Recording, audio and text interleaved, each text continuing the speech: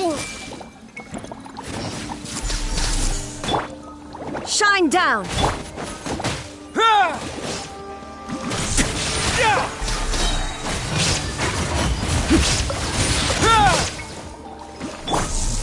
Everyone hold hands! Inazuma shines eternal!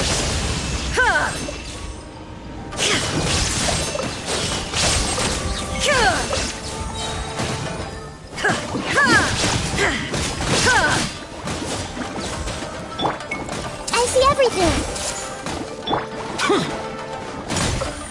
Evil conquering! Here!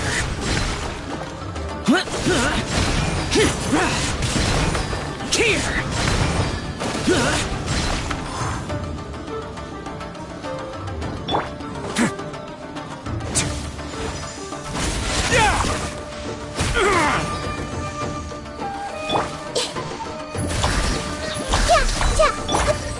Have a safe trip.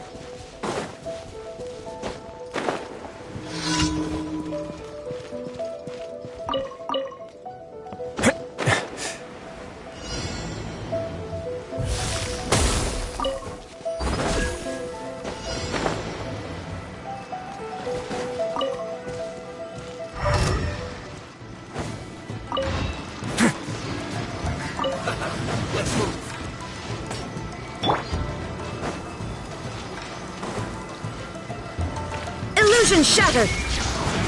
Yes, you can't run. Well, I see through you. Don't be a killjoy. Only try. Go easy on me. Miscalculated.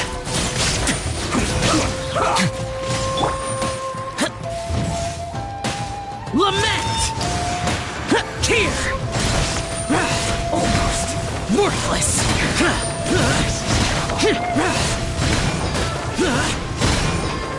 Let's end this quickly. Here! This is bad.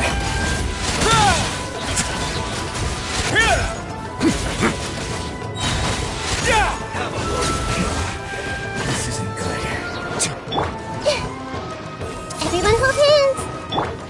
There is no escape! Face your guilt.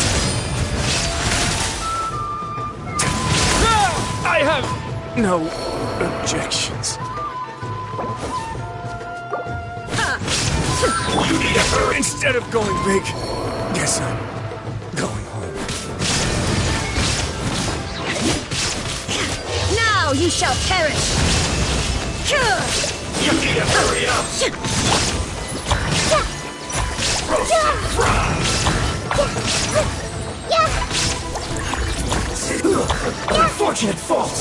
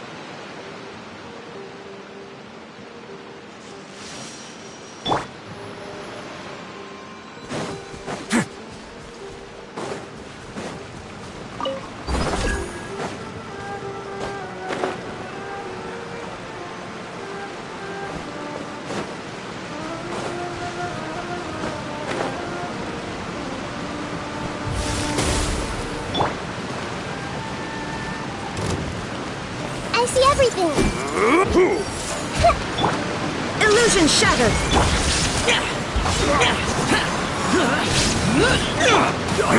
Wasn't done.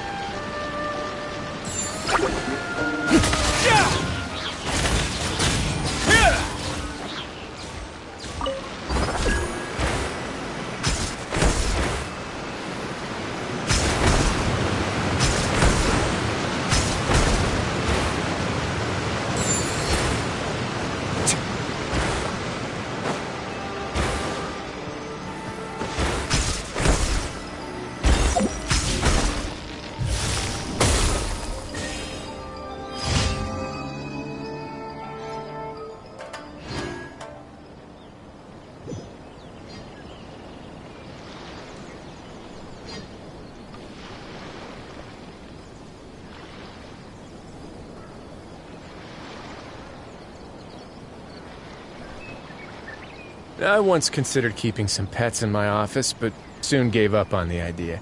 It's just not right to keep small animals where they won't be able to see the sun.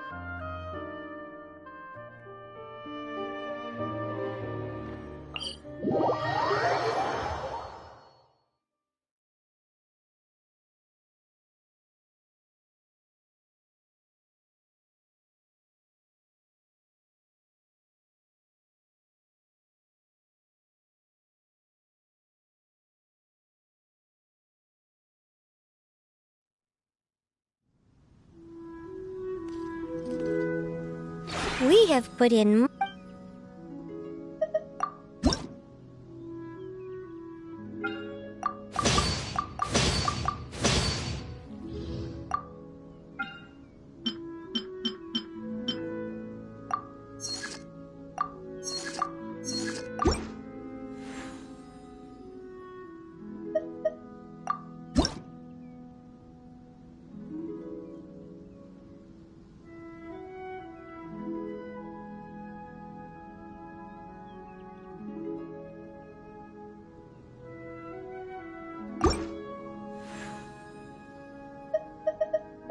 If you ever have any questions about the realm within, you may ask me.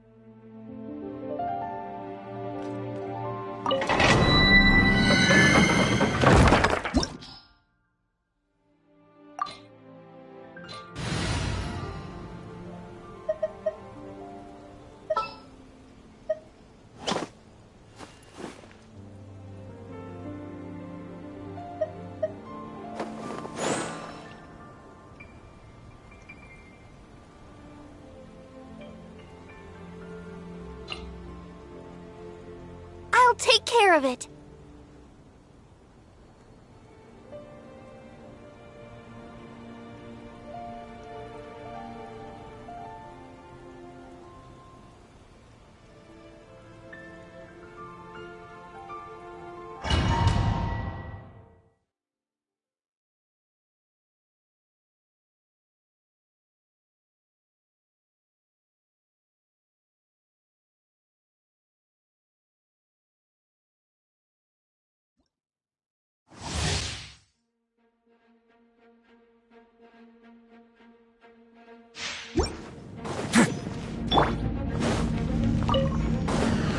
I'll protect us.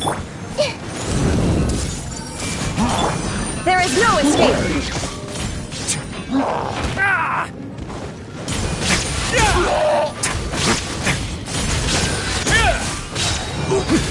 This could get a little chilly.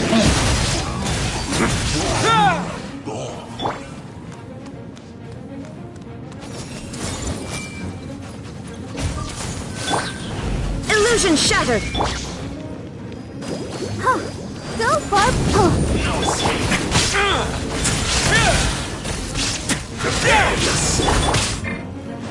There is no escape! La, la, la, la, la. Ha! Torn to oblivion! Illusion shattered! Run from death.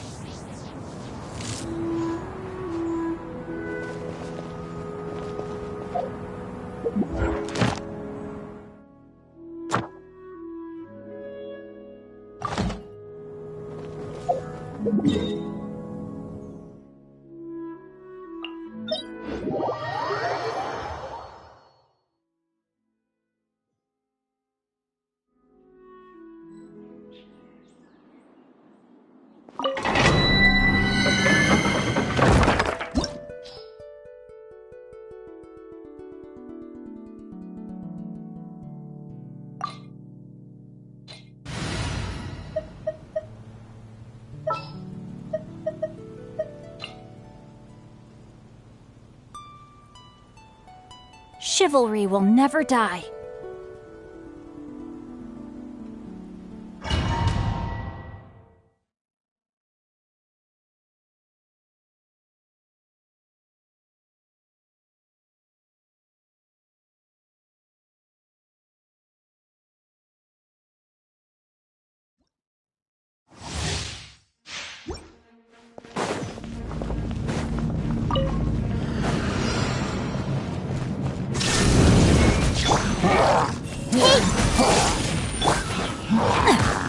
Time to act.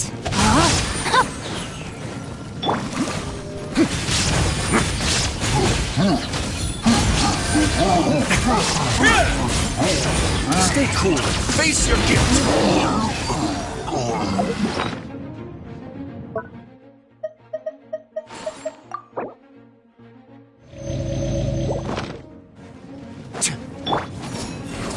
everything!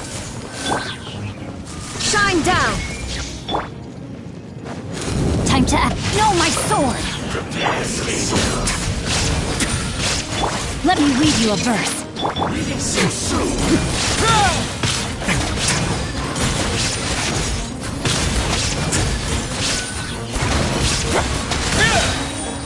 Have a safe trip. You can't run from death. You can't run from death.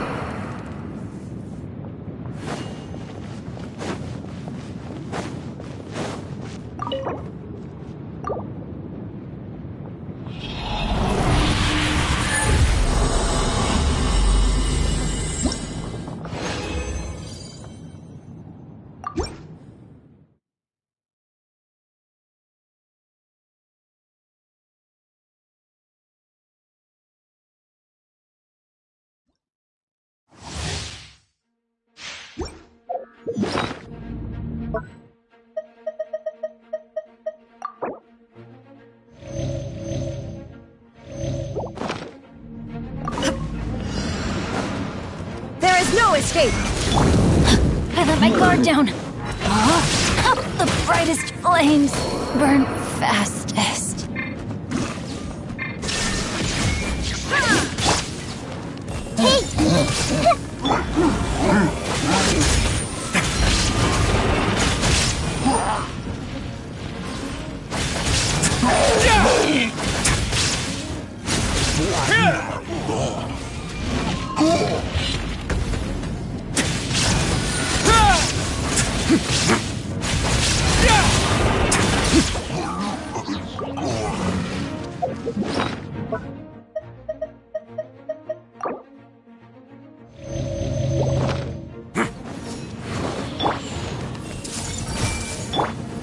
There is no escape! Prepare yourself. Time to act.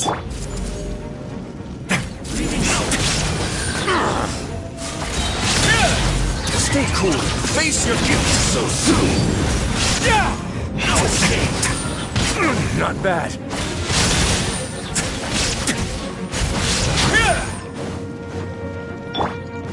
No, my sword!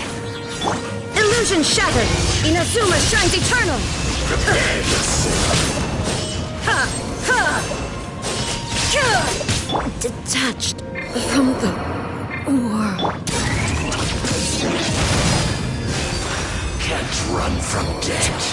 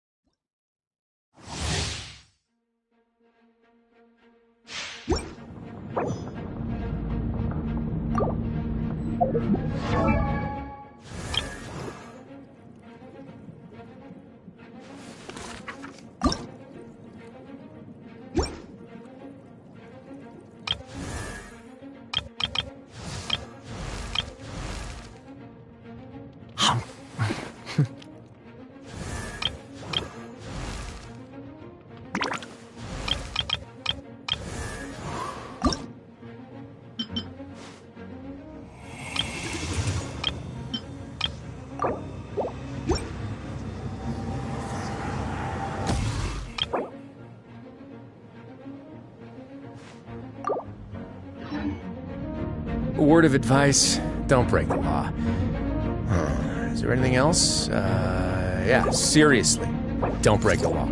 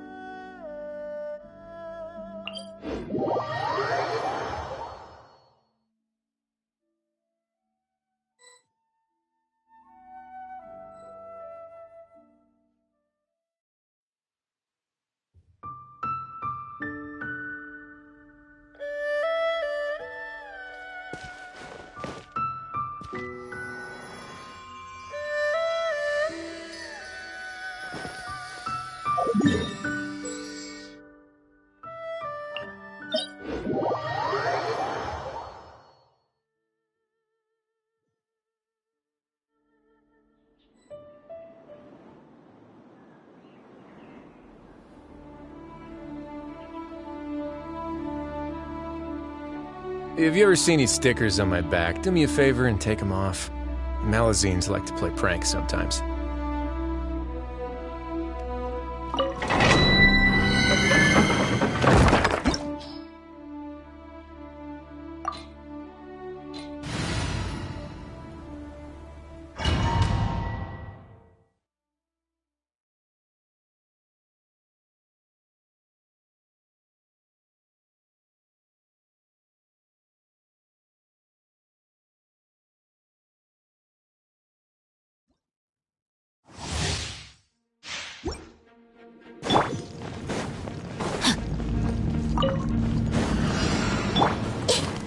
Everyone hold hands! Shine down!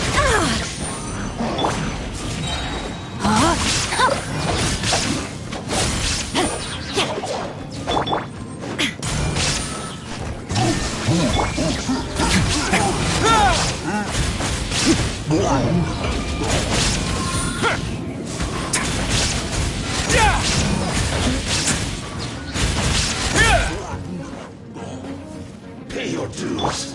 Hey! Illusion shattered! Witness the power of Gua. Rain outlines your fate. Stay cool. Face your gift.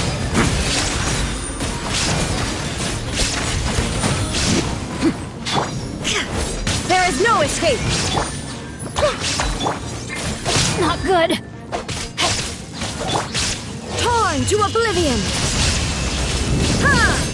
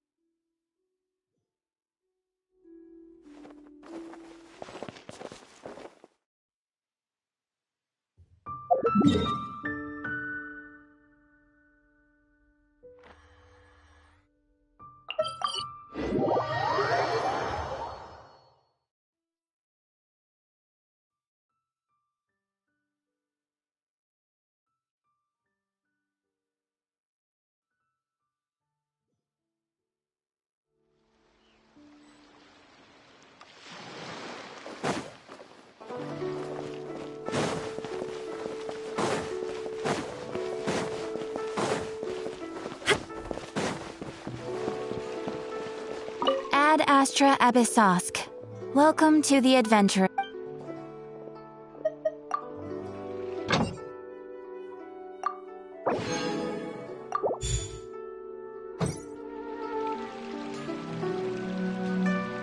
Ad Astra Thank you for completing today's commissions. Here is your reward.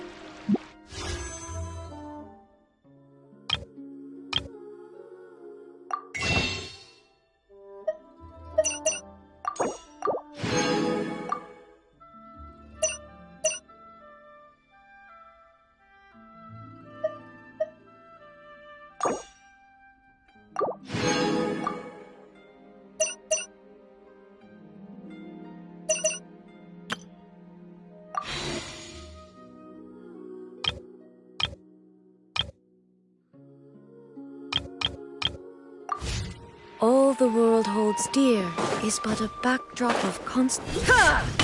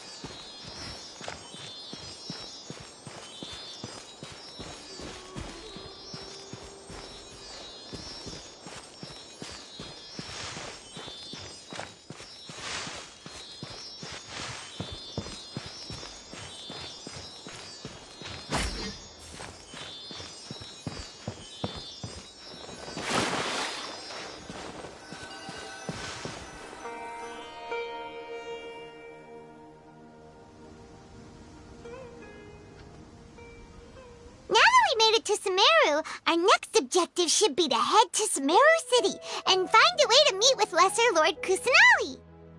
And speaking of Lesser Lord Kusanali, even though we haven't heard too much about her, she doesn't seem to be the same deity who abducted your sister. But even so, people call Sumeru the Nation of Wisdom, you know.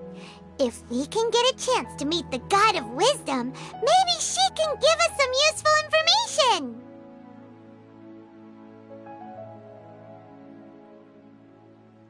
But, Paimon doesn't know the way to Sumeru City. Maybe we can climb up to that spot with the statue of the Seven on it. That'll give us a way better view of things. Even if we can't see exactly where the city is, at least we'll be able to check for some smaller settlements nearby. Wait a second. Look! There's someone up ahead! Perfect timing! Now we can just ask for directions rather than wander around like lost adventurers. Hey there! We're not from around here and seem to have gotten a little lost. We'd like to ask for some directions. Huh? Did they not hear Paimon? Hey! You over there! Could you give us some directions? Huh? What's going on here? There's no way she could have missed that. Wait! Could she be ignoring us? How dare she?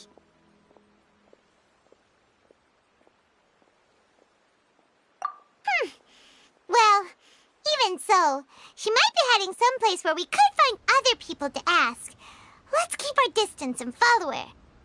When we get the chance, we'll just ask someone else for directions.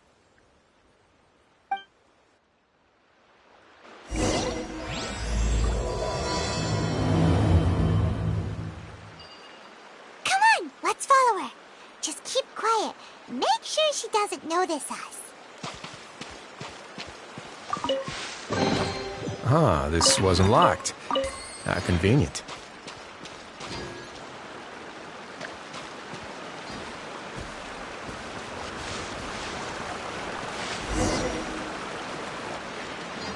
Huh?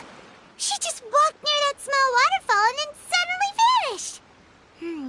Let's go take a closer look.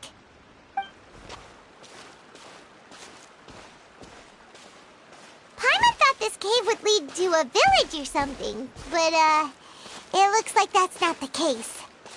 Look, she's sitting over there. Wait, she couldn't possibly be living here, could she? What should we do now? Do we try asking her for directions again? Alright then. It's not like we have anyone else we can ask. Even if she's not very friendly, we just need her to point us in the right direction. That's all. Oh. What a lovely smell. It's coming from that sensor over there. This is definitely not your typical place to call home, but at least it smells nice. Maybe living here wouldn't be too bad after all.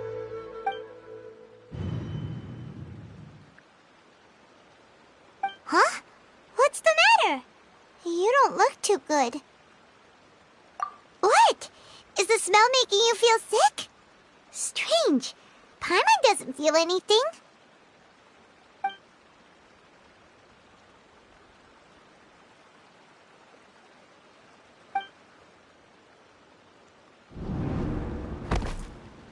What's happening? Traveler? This is no time for a nap. Oh, come on, wake up.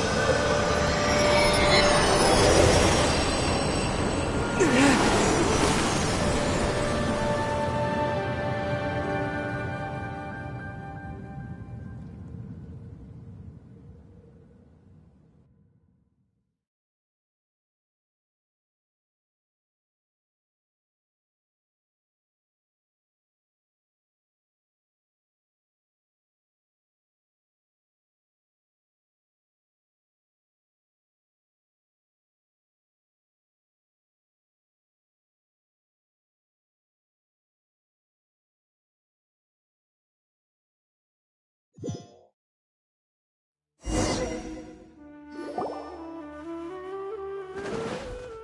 you sure it's not serious? The Traveler's been out for a long time now. Yes, you can relax. Believe me, Master is extremely knowledgeable. If he says that he's going to be alright, then there's absolutely nothing to worry about. Oh, are you awake now? Oh, thank goodness! Traveler, you're finally awake! Well, we're at... Good question. Where are we?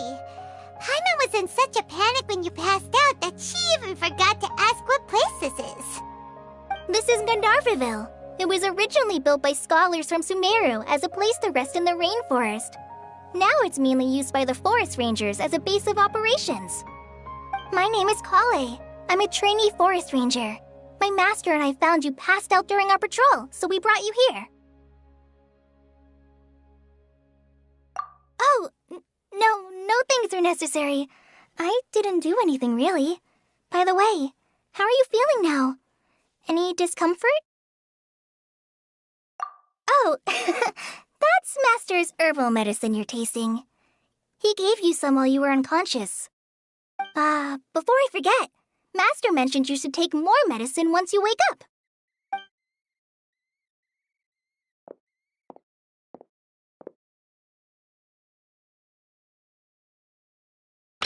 Whoops! Kale, what's the matter? Were you trying to retrieve the medicine? As I've already told you, you must be careful with these. I'll get it for you once I am finished here. Sorry, Master. Now, the Guide to Avidia Forest's edible fungi is clearly posted on our bulletin board, but if Farbode forgets which mushrooms to avoid one more time, I'll have no choice but to leave the guide somewhere a little more visible. Like right smack on his forehead so others can remind him to be careful. Right? This is the second time he's come down with food poisoning this month. I'll be sure to give him a good talking to. Yes, please do. If, on the off chance, Farbode simply enjoys having little imaginary fairies dance before his eyes, then we'll just let him be. But the next time he requires any of our medicine, be sure to charge him accordingly.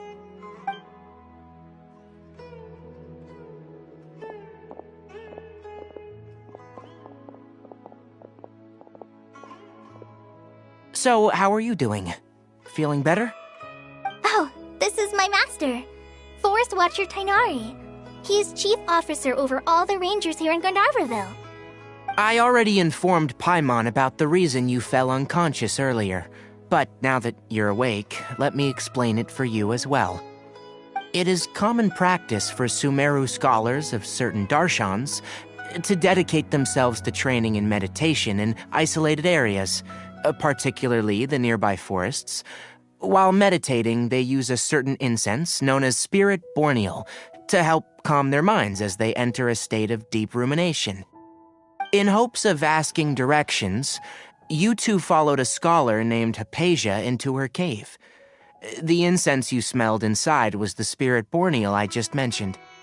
That incense typically has no effect on most people, but for a very select few, it can have profound effects on one's cognition, as you experienced firsthand.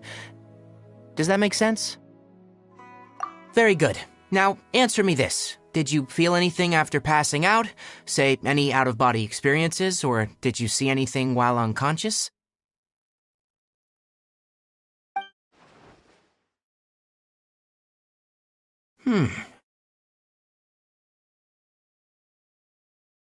Kale, let the others know to stop bringing their patrol logs here for now. Huh? Why? Because these two will be staying here for the next few days. They can have my room and I'll bunk with Amir. Now get a move on and be sure to do as I've said. Yes, Master Tainari.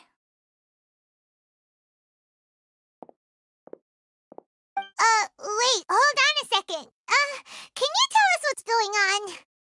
Sure, let me fill you in. I originally planned to send you on your way once you finished your medicine. However, it appears now that you should stay a while longer in Gandharvaville for further observation while you recuperate. Further observation? No need to be hasty. As long as you have the capacity to judge between right and wrong, I promise that you'll understand the gravity of the situation once I explain everything to you. Based on what you saw after smelling the incense and losing consciousness, we can conclude that you experienced a powerful hallucination, which suggests your mental state is not in the best of shape. If you're skeptical, have a whiff of this.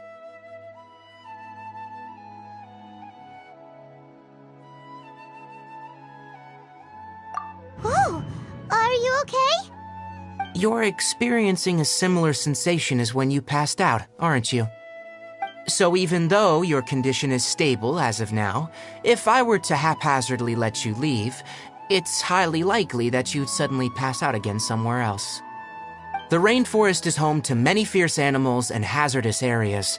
If something were to happen to you again, I'm afraid you might not be so lucky. For now, I suggest you continue taking your medicine each day and avoid wandering off on your own, at least until you stop having adverse reactions to this kind of smell. Okay? Good. Now, continue resting while I fire up another bowl of medicine for you. Seriously? We just arrived in Sumeru and we're already having problems left and right! Paimon knows we're set on meeting Lesser Lord Kusanali as soon as possible, but you really don't look too good. It'd probably be best to let you recover first. Hey! Are you even listening to Paimon? Paimon's over here worrying about you, you know! What's weird? You mean how you're feeling now?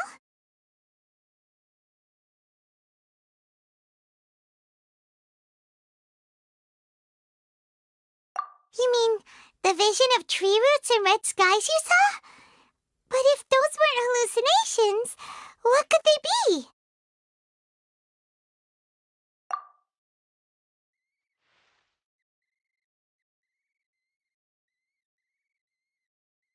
Well, considering how unique you are, Paimon trusts your judgment here. But why didn't you say anything about it to Tainari? If he misjudged your condition, then there's a chance you could get worse, right? Huh? You mean that Tainari already knows that what you saw weren't hallucinations? But if that's the case, why would he try to hide that from us? Oh, Paimon gets it now. That explains why you were so quiet earlier. Well, that settles it then. We'll stay here to rest up and figure out what's going on with your hallucinations. But it seems like asking Tainari might not be an option anymore. What do you think we should do? Good idea. Kale's pretty friendly. We can ask her tomorrow about what she knows regarding the Dendro Archon and customs in Sumeru.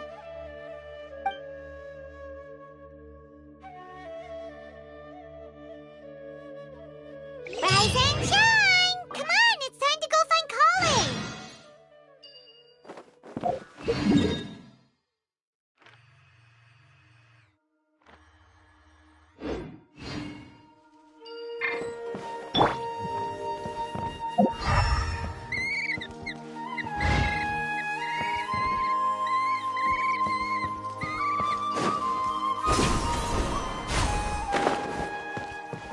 Yesterday, a total of 5 dusk lords.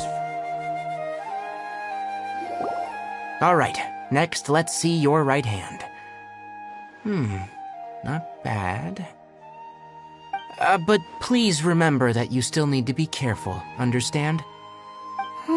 Yes, I will. By the way, Master, I still haven't received the patrol route for today. Look, Kale, today's patrol will be a long one, so you won't be coming along this time. Besides, there's a chance we may encounter... well, you understand. But I have a vision too! Am I useless to everyone now? Don't talk like that, Kale. This is not something you need to be worrying about right now. Ah, there you are. Feeling any better?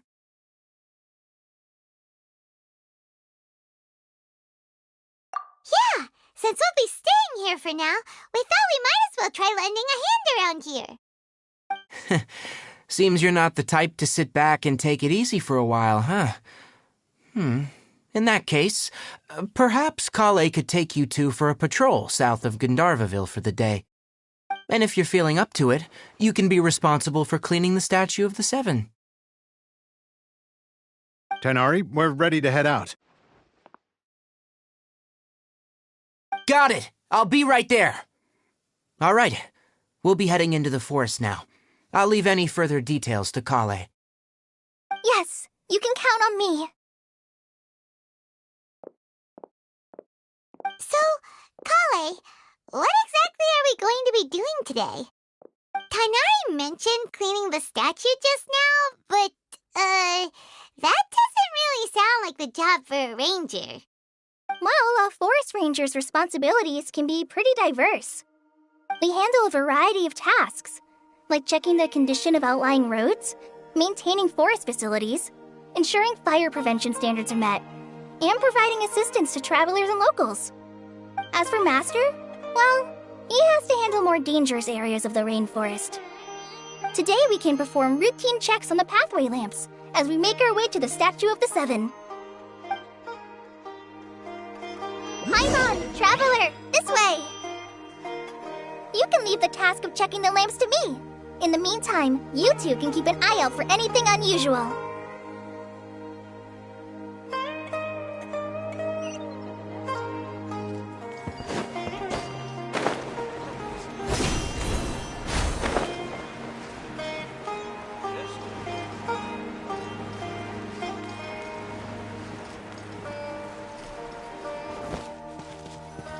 Nothing wrong with these two lamps. Let's move to the next ones.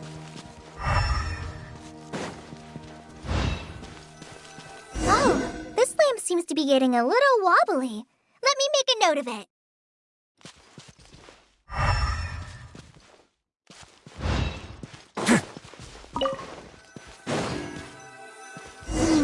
No problems with this lamp. Good.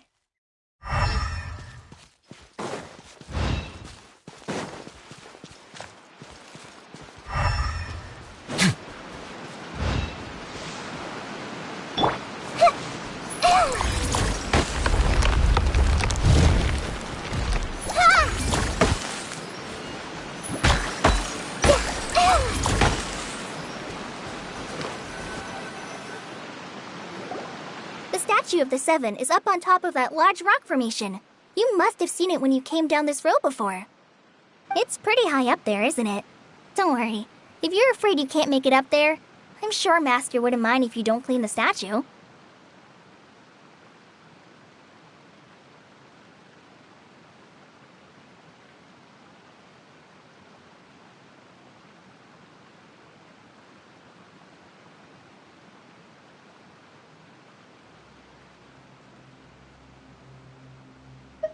Oh? I guess I'll leave it up to you then. There's not much footing once you reach the statue, so be careful up there. Paimon will fly up with you and help you with those hard-to-reach areas. By the way, Kale, do you know anything about the Dendro Archon? You know, what's she like? That depends. Are you referring to Greater Lord Rukkhadevata or Lesser Lord Kusanali? Huh? Greater Lord Rukkhadevata? Oh, is that the name of the former Dendro Archon? Uh-huh. Greater Lord Rukkhadevata was Sumeru's first Dendro Archon. She created the rainforest as well as the wall of Samiel around the desert. Her works provided a means of peaceful living for everyone. To the people of Sumeru, she's not only a symbol of wisdom, but also of power and kindness. Unfortunately, she disappeared in a great calamity that occurred a few hundred years ago.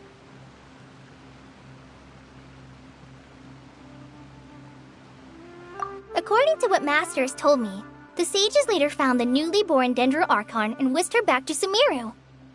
To celebrate the reinstatement of their lost deity, the sages dubbed her Lesser Lord Kusanali and let her reside in the sanctuary of Sarastana.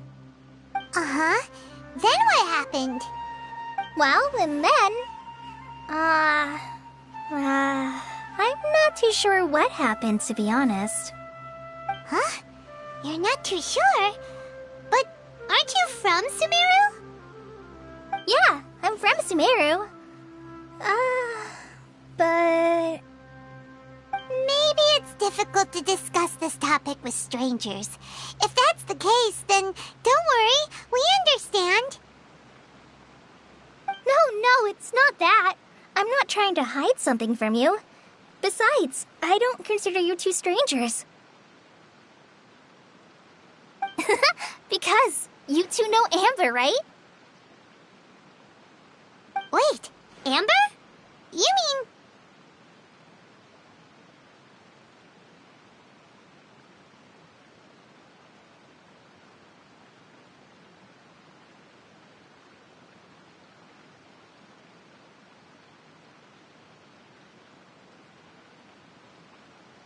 Yes, that's her. I once lived in Mondstadt for a while, and she helped me a lot during that time. You could even say that she helped me become a new person. There's no one like Amber. She lives life to the fullest while always adhering to her strong sense of justice. She's ready to answer the call for action at any moment, but is also very understanding of others. She's like the spark that lights the fire in everyone's heart around her. If you ask me, she's a prime example of a true outrider. She's the first person anyone coming to Mondstadt will meet. You can't help but be enthralled by her charm and enthusiasm, causing you to fall in love with the lands of Mondstadt and...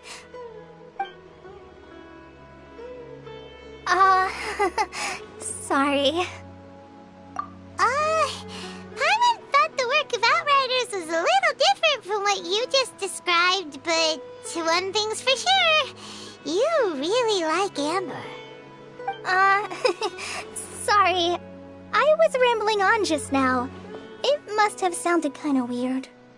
It's alright, Kale. Knowing that you're a friend of Amber somehow makes Paimon suddenly feel a lot closer to you. So, how do you know that we've met Amber? Well, after I returned to Sumeru, Amber and I have stayed in touch by writing each other letters. In one letter, she mentioned that Mondstadt was attacked by a fearsome dragon, but the city was saved by a mysterious blonde traveler and their floating companion. I knew you two were the ones she mentioned in the letter the moment I saw you. But, considering everything you've been through that day, I thought it'd be inappropriate to bring it up. So that's how you knew. Yep, so please know that you two have my complete trust, really. I wish I could tell you more about the Dendro Archon, but I have been away from Sumeru for some time, and I haven't read any books. Sorry. That's alright. You've already helped us a lot. We had never even heard of Greater Lord Rukkhadevata or the Sanctuary of Sarastana until you mentioned them. Oh, I'm happy that was helpful. There is one thing I want to ask, though. Why do you two want to know about the Dendro Archon?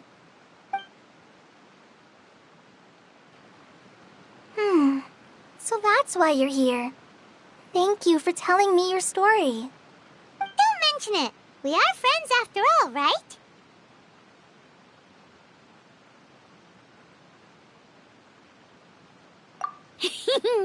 Alright, we have a statue to clean. You both have my thanks. While you two are up there cleaning, I'll go ahead and inspect the forest canopy. Let's meet back here shortly.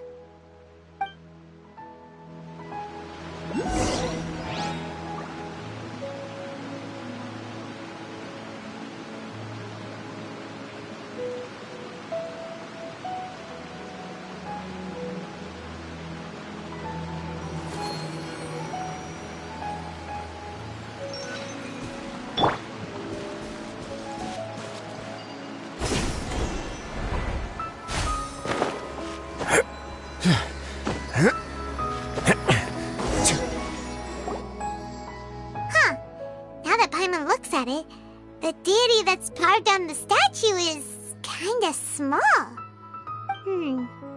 Do you think she's supposed to be Greater Lord Rukkhadevata or Lesser Lord Kusanali? The name does seem to fit the statue somehow. Well, anyway, we'll have to figure that out later. Let's get started on cleaning the statue. Paimon will fly up and take care of the top, and you clean everything below.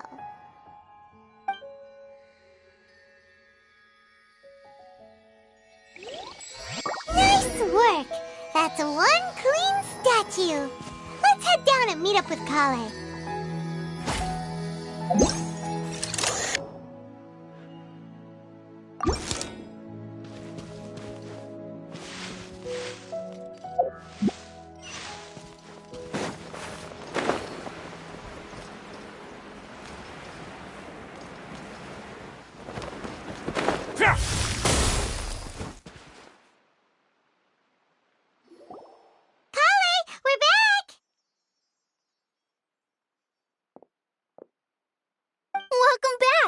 You must be tired after all that climbing.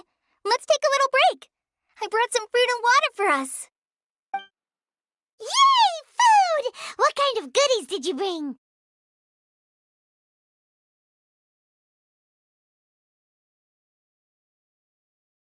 Hey! Don't be a party pooper. It's not like Kale is a stranger or anything. Besides, the best way to compliment a chef is to show passion for their food. Xiangling taught Paimon that. I prepared a nice portable dish that forest rangers like to eat called pita pockets. I hope you'll like them. Whoops! No! You dropped it on the ground! Not to worry. I wrapped a few layers of oiled paper around each pita. They should be fine. Oh, whew. Paimon nearly had a heart attack there.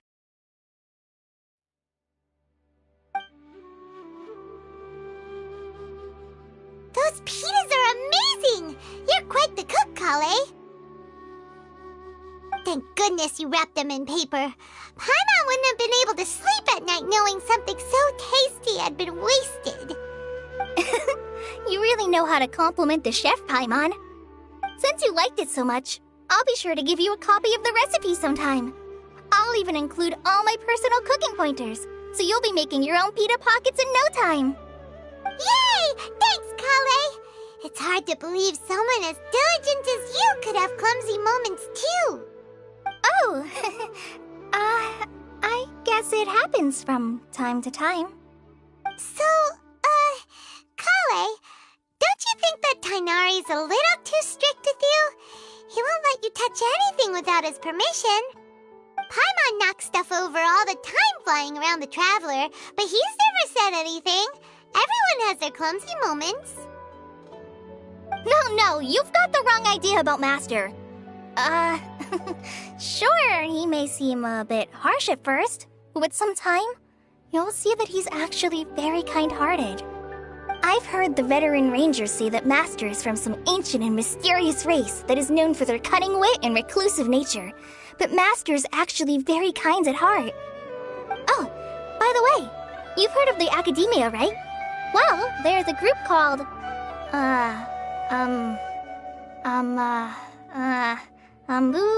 something? Well, anyway, because Master does a lot of research on plants, sages from the Academia have written him many times, inviting him to take up an official position there. But Master declines their offers every time, saying, Sumeru City is too noisy. It'd be bad for my ears. Seems you already know him well. Anyway, I'm sure the sages were not happy about his responses. Master could obviously have a bright future in the Academia, but he insists on sticking to the path of a forest watcher. Every day he helps the locals of the forest and passes on his extensive knowledge to trainees like me. In fact, Master's the one who taught me how to make pita pockets. Really? Paimon would have never guessed that. Oh, speaking of Tighnari, he was the one who took care of you after finding you passed out yesterday. He even carried you all the way here. Paimon's still kinda upset, though. He kept scolding Paimon the entire way here. Oh no, I'm sorry. Master might have been overreacting a little. But, it's mostly because Paimon wouldn't stop yelling, "Why, oh why? Is he going to die?" It probably started to get under Master's skin after a while. Hey! Don't laugh! Paimon was genuinely concerned about you.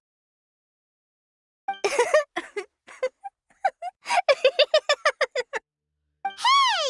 Now even Kale's starting to laugh. Ugh, that's it! Paimon won't forget this! It's time for some Paimonial wrath! No! Don't touch me!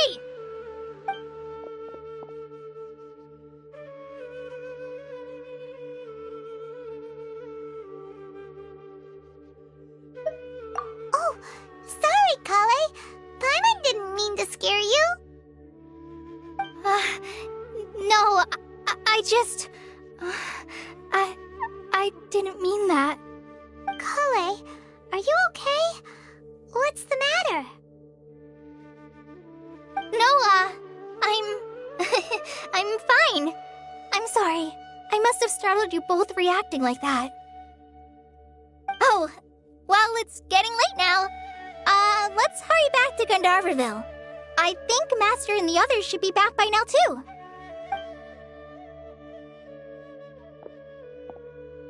Huh? What was up with Kale just now? And why is she in such a hurry all of a sudden? Look, she's practically running back. Paimon can't even see her now.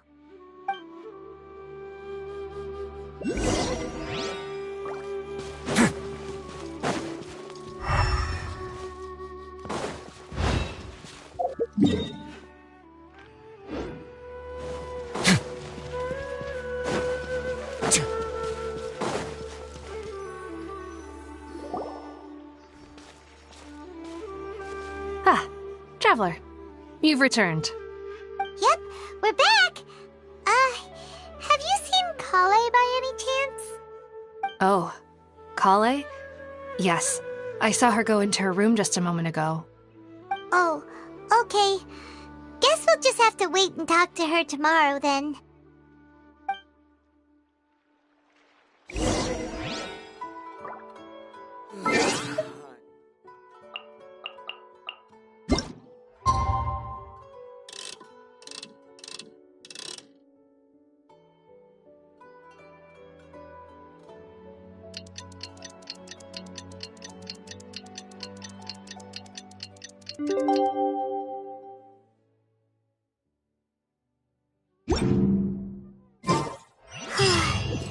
Paimon was thinking all night about what happened with Kale, and still can't figure out what the problem might be.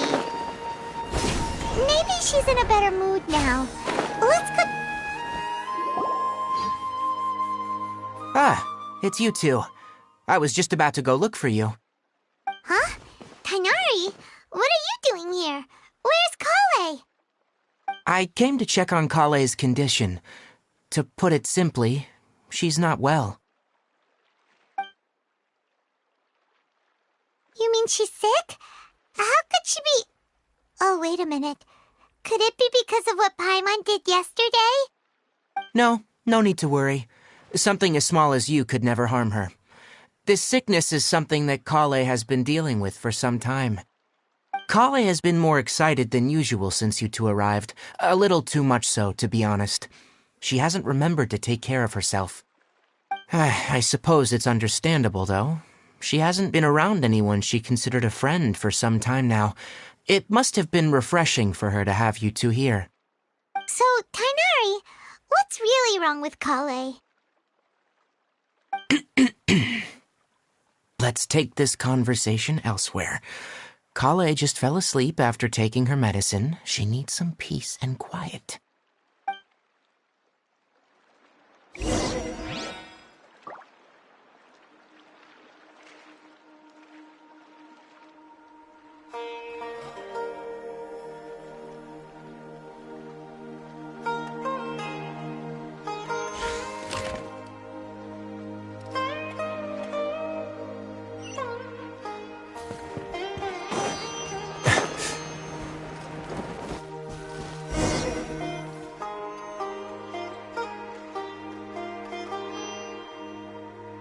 All right, let's continue our conversation here, shall we? To be honest, I hadn't realized you were that honorary knight from Mondstadt until Kale told me just now. I've also heard all about your deeds in Liyue and Inazuma. So just to clarify, what I'm about to tell you about Kale is not because of who you are or your past feats. Instead, I am going to tell you because Kale asked me to. And honestly speaking, I was against Kale revealing her past to you. But she insisted, saying you two treated her with sincerity and as a friend. So now she wishes to reciprocate the gesture. So, Tighnari, what exactly is wrong with Kale? You said this is something she's been dealing with for some time. Just how serious is it? Right. Ever since she was a child, she's been afflicted with a disease called Elazar. Elazar? Yes. It's a disease unique to the lands of Sumeru. It is characterized by dark and hardened scales that form on the body. At first, the afflicted may only feel mild numbness on affected areas of the skin. However, as the disease progresses, one may begin feeling fatigued and even experience peripheral paresthesia. In its final stages, the disease strips a person of the ability to control their own body, and they effectively become completely immobile. That sounds terrifying.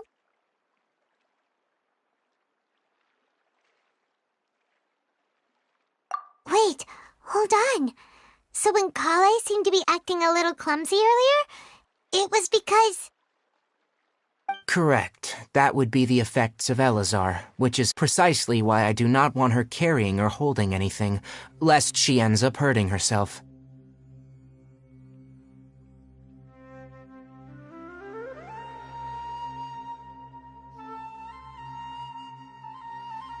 With appropriate treatment, the disease can be effectively controlled before it progresses to a more serious stage. However, there is unfortunately still no true cure for Elazar. Nevertheless, Kale's mother still hoped that there was something out there. She handed Kale over to an organization known as the Fatui after one of their members lied and said they had a cure. What? The Fatui? It appears you already are familiar with them. That'll save me some explanation. Anyway, the person who eventually rescued Kale and brought her to me for care said that she had been given to a harbinger known as the Doctor. I have no idea how this doctor managed to do it, but her case of Elazar was completely stable for all the years that Kale was with them. However, Kale's days with the Fatui were anything but pleasant. Kale is a resilient individual and always tries to appear cheerful, but her experience with the Fatui has left deep scars. Even now, she can still feel deathly afraid of someone touching her. Oh, Paimon had no idea Kale's been through so much suffering. Oh, by the way, Paimon, Kale wanted me to tell you that she's sorry for scaring you yesterday. She also wanted both of you to know that she's sorry for hiding her illness. She doesn't need to apologize. None of this is her fault at all.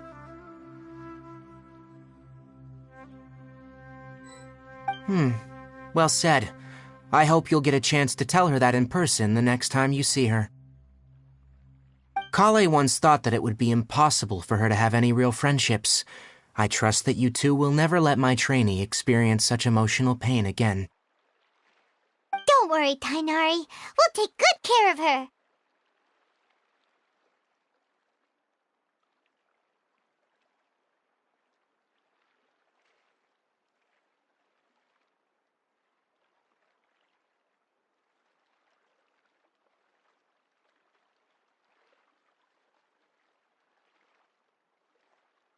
Well, it's not too serious at this point.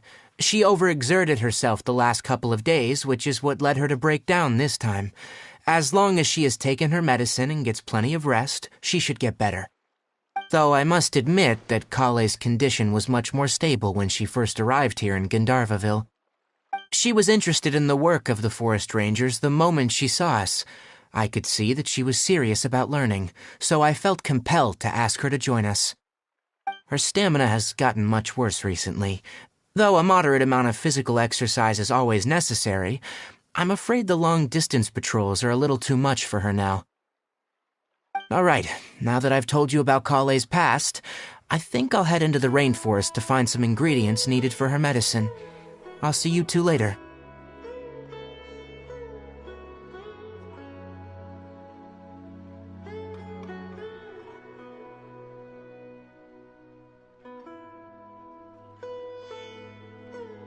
Yeah, we'd like to do something to help Kale too. All right, but I must warn you two. The rainforest is a dangerous place, especially for someone who's still recovering, like the Traveler.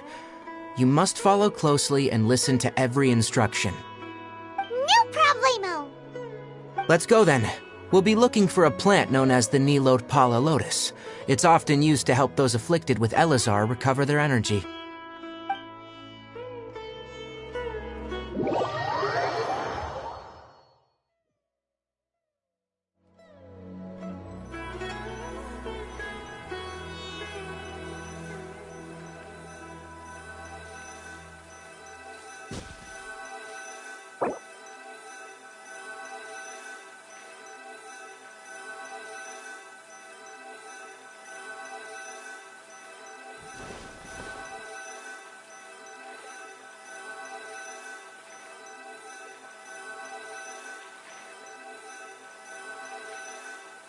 A word of advice, don't break the law.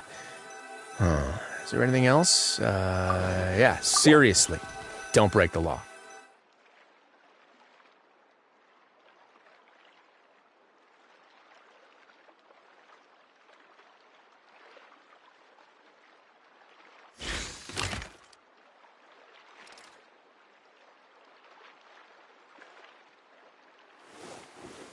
Every journey has its final day. Don't rush.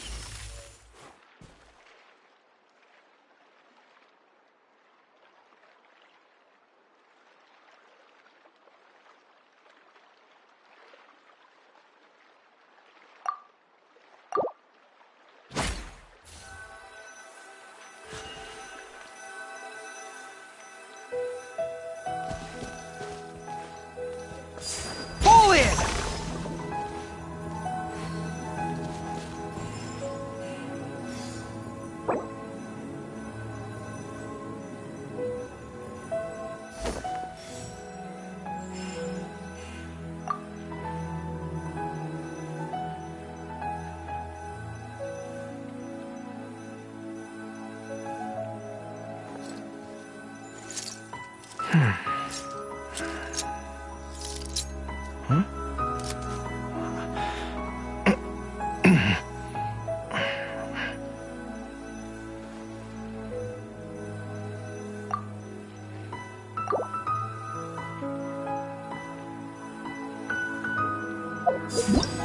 I once considered keeping some pets in my office, but soon gave up on the idea.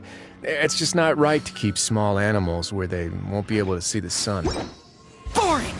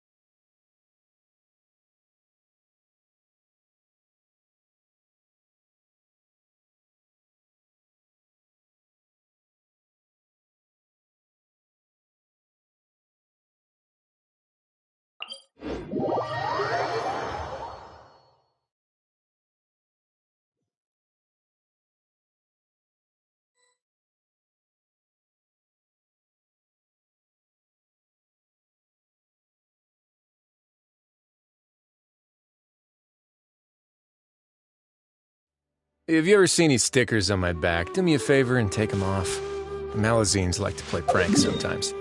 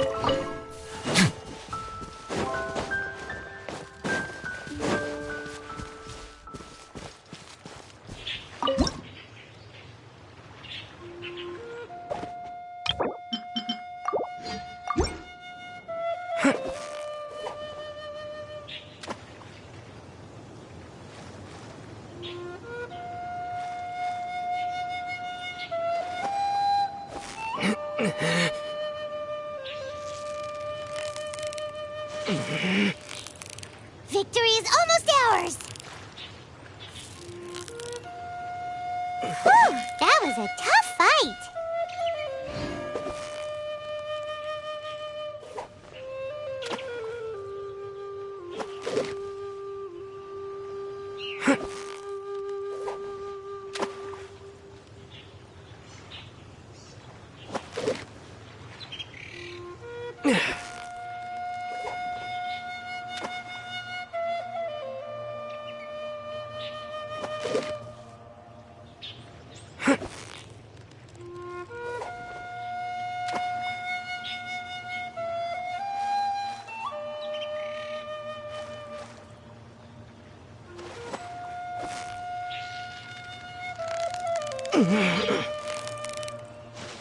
Steady now, it's the final stretch! Whoa, nice catch!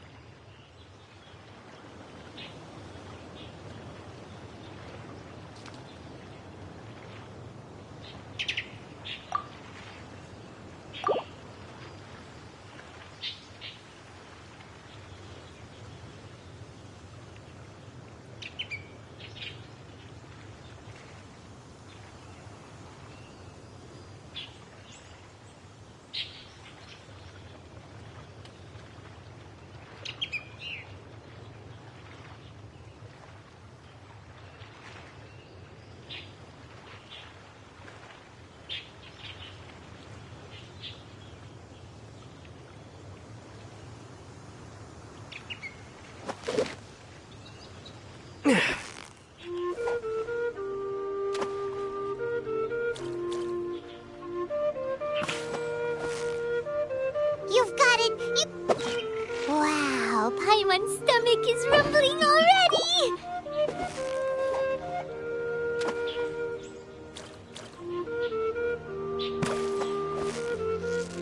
So close. Whew, that was a tough fight!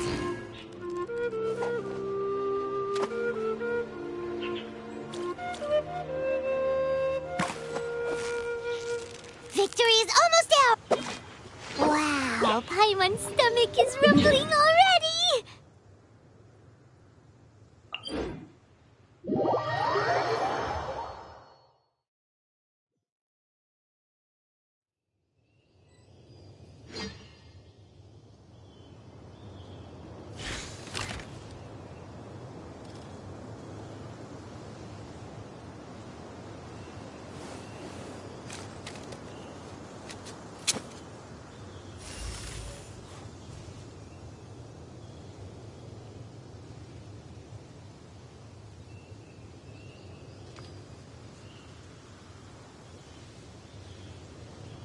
A word of advice, don't break the law.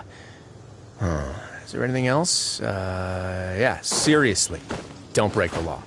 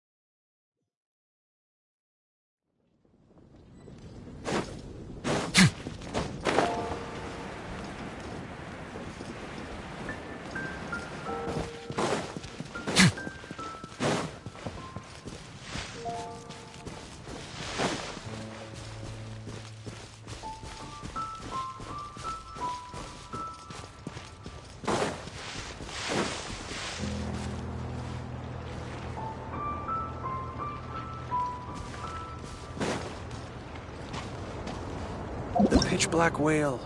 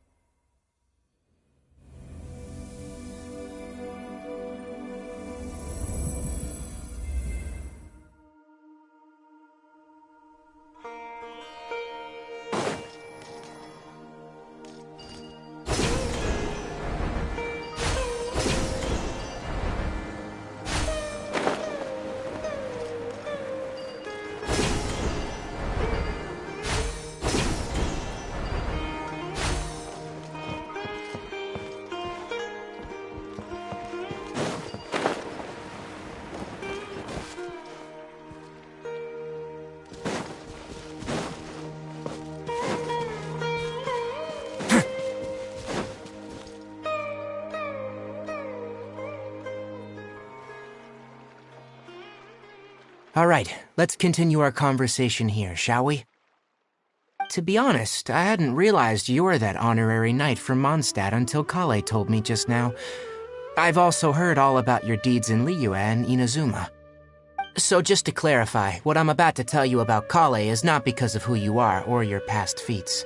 Instead, I am going to tell you because Kale asked me to. And honestly speaking, I was against Kale revealing her past to you. But she insisted, saying you two treated her with sincerity and as a friend. So now she wishes to reciprocate the gesture. So, Tighnari, what exactly is wrong with Kale? You said this is something she's been dealing with for some time. Just how serious is it? Right. Ever since she was a child, she's been afflicted with a disease called Elazar. Elazar? Yes. It's a disease unique to the lands of Sumeru. It is characterized by dark and hardened scales that form on the body. At first, the afflicted may only feel mild numbness on affected areas of the skin.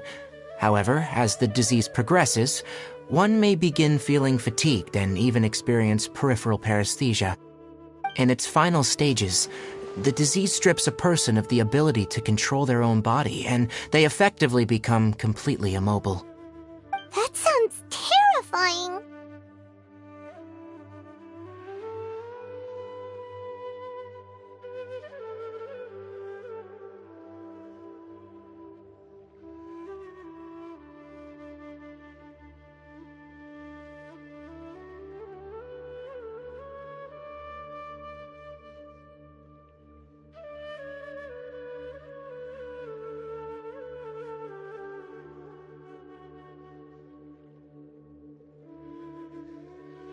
Wait, hold on.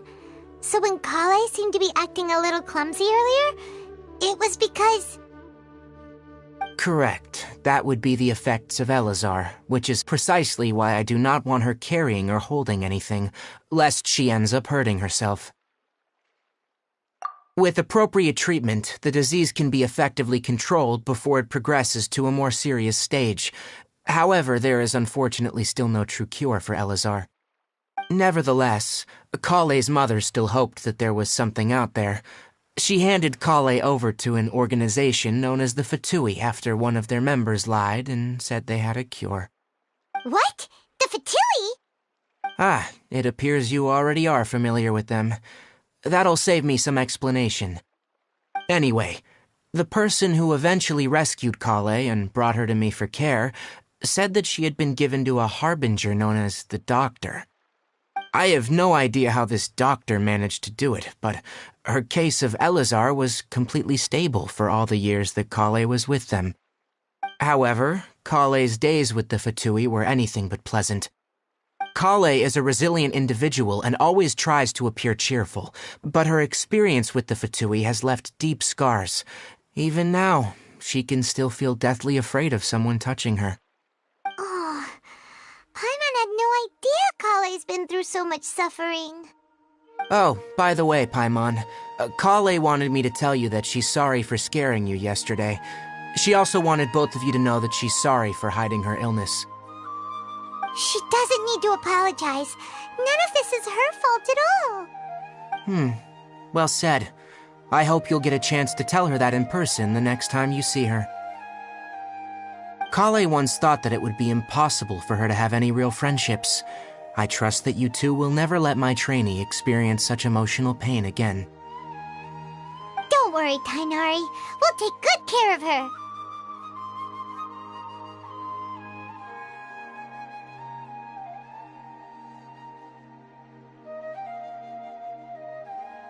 Well, it's not too serious at this point. She overexerted herself the last couple of days, which is what led her to break down this time. As long as she has taken her medicine and gets plenty of rest, she should get better. Though I must admit that Kale's condition was much more stable when she first arrived here in Gandharvaville. She was interested in the work of the forest rangers the moment she saw us. I could see that she was serious about learning, so I felt compelled to ask her to join us. Her stamina has gotten much worse recently.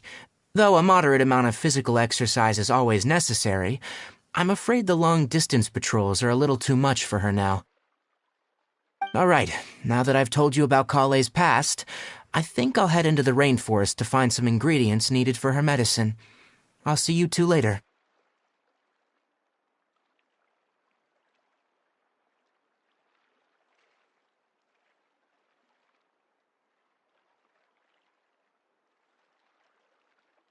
Yeah, we'd like to do something to help Kale too.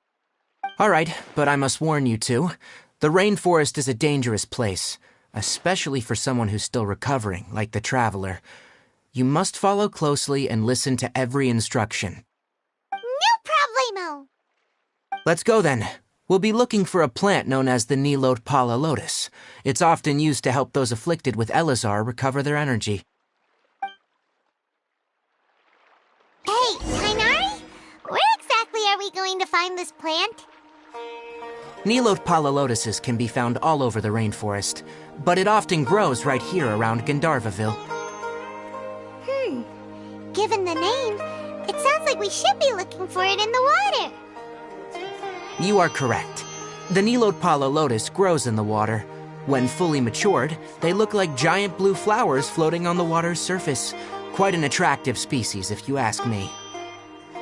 The large petals are actually the plant's leaves and sepals, which surround a very small flower. You should note that many of the plants found in Sumeru have names that are contrary to their species. Take the Cowpelata, for example. The plant is not a lotus at all, but rather a vine. And then there's the Sumeru rose, which is not a rose, and is completely contrary to its name. Oh, okay then. Note to Paimon, never bring up the topic of flowers with Tighnari. Yes.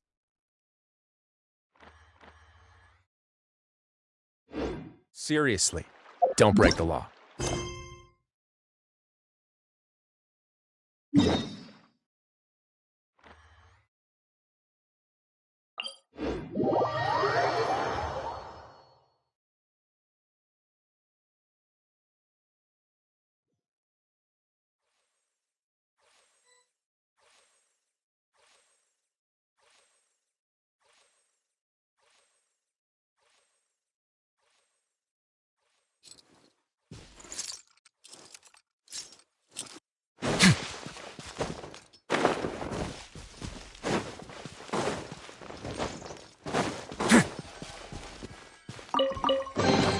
All unclaimed articles should be turned in. So, neither of us saw anything here, right?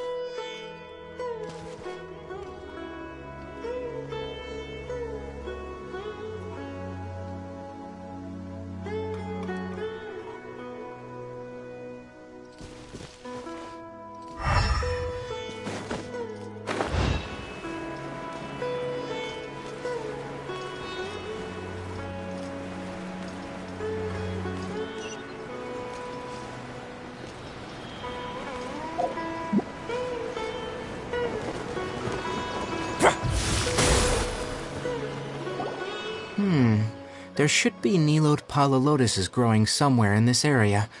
Let's split up and begin searching. If you could manage to gather 4 of them, that would be sufficient. We'll rendezvous here once you've gathered the needed amount.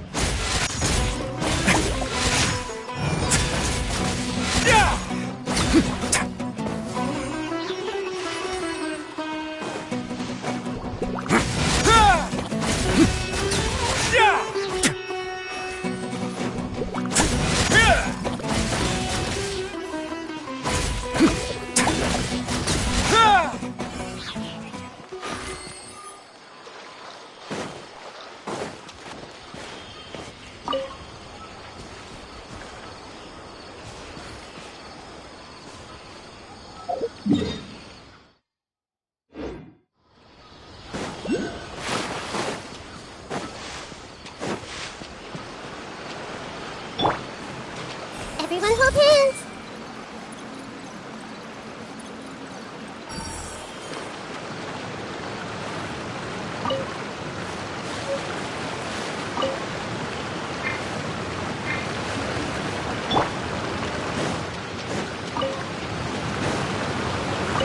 Alright!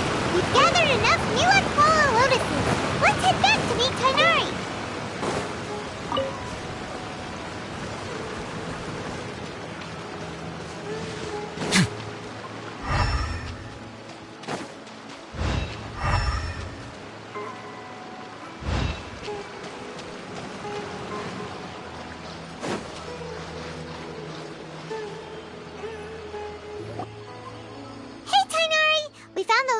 Requested. Let me have a look. Good. Very good. These are all excellent quality. I'm glad you two came along. Your exploration experience helped save me a lot of time here. It seems we even have enough time to stock up on other things I need. Hey, Tighnari!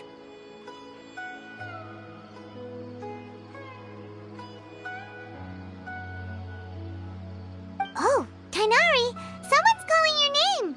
They're dressed like a forest ranger. Ah, yes, that's Amir and the others. But didn't they just set off not too long ago? What are they doing back so early? Let's go find out what's going on.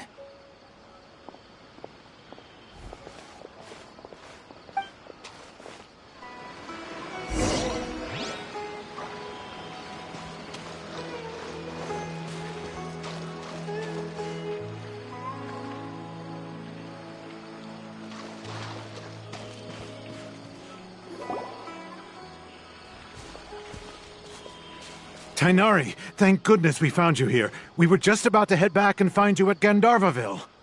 What's going on? We just discovered a withering zone. The withering is back? But the patrol route you were on should have been already cleared just a week ago. It reappeared so quickly. Can you tell me the exact location?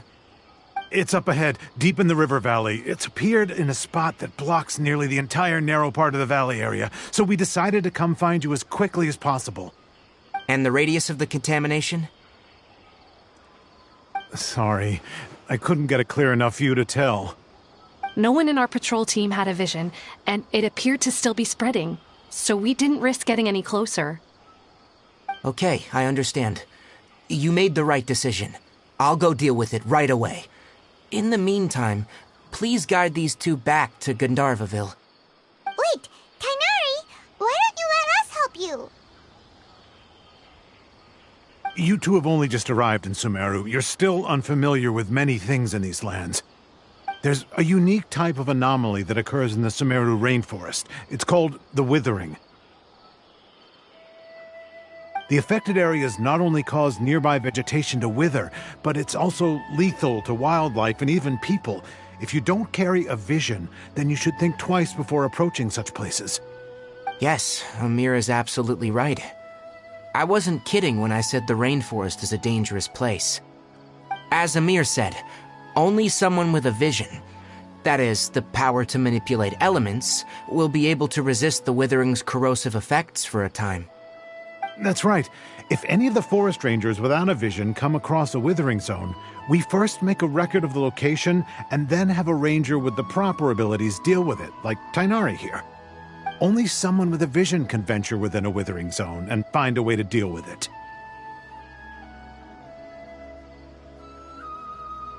But you don't seem to carry a vision. Don't worry, he may not have a vision, but he's a real pro at using the power of the elements. Seems the rumors about you were true then. In that case, all right, you two may accompany me.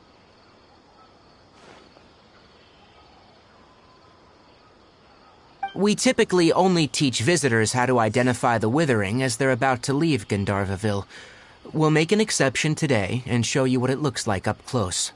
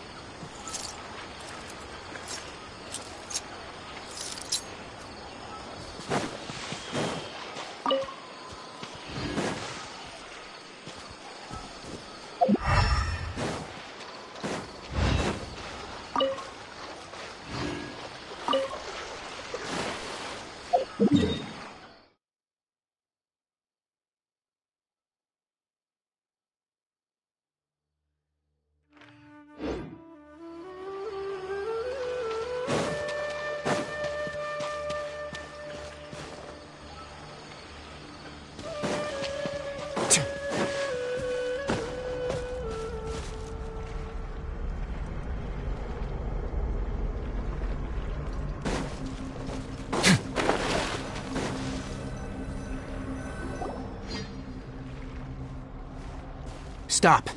Don't move any further. Look there, in the distance. Huh?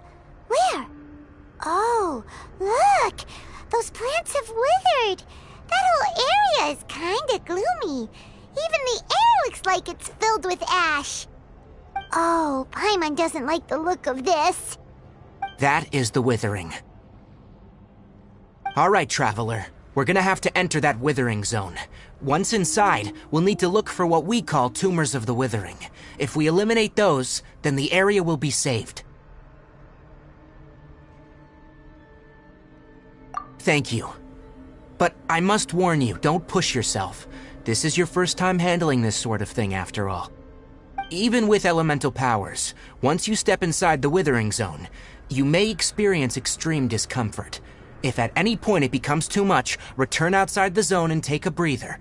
It could become a matter of life and death. You ready then? Let's go.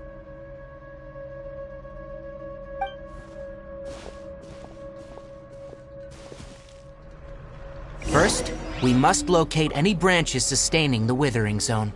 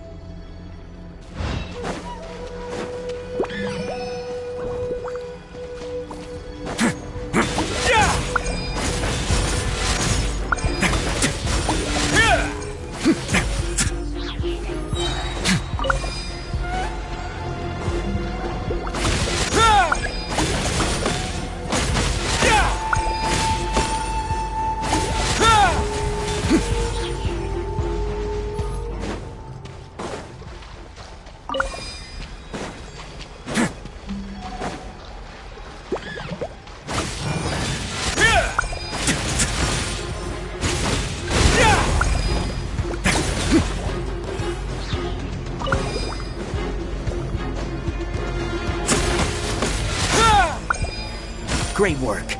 Now that all the branches have been cleared, we'll need to take care of the tumor.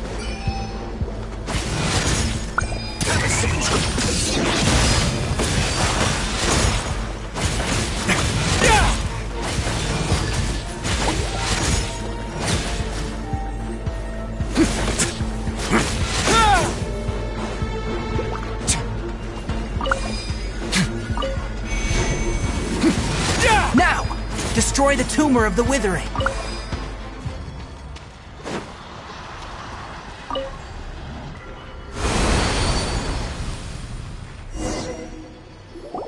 We did it! Everything's returning to normal now! Yes.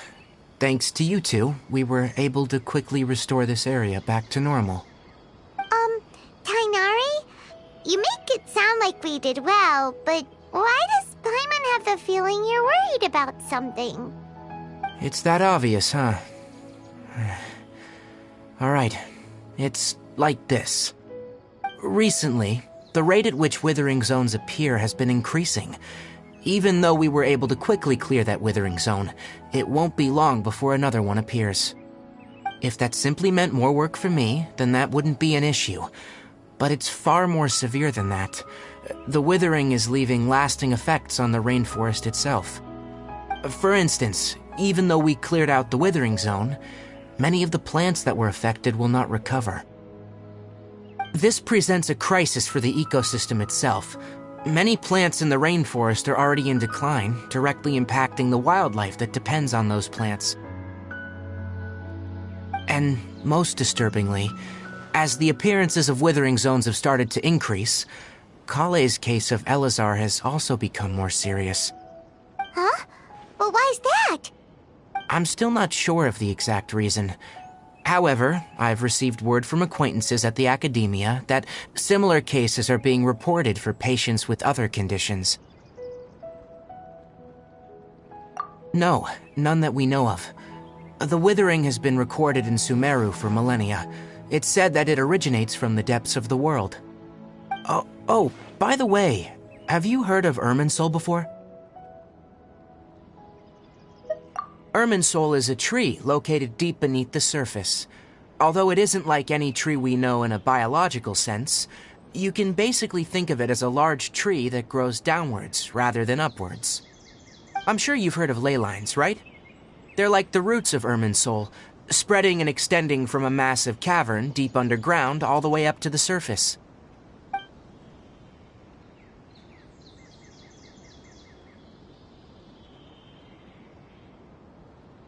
Ley lines continually absorb the memories of this world, which are then funneled into Irminsul, allowing it to collect knowledge and wisdom from ancient times to present day.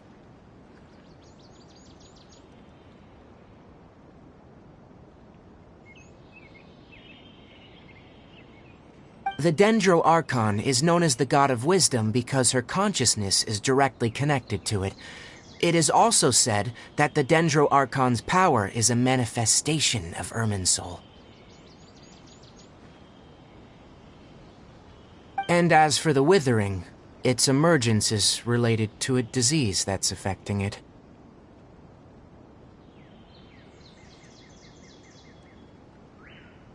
That's right.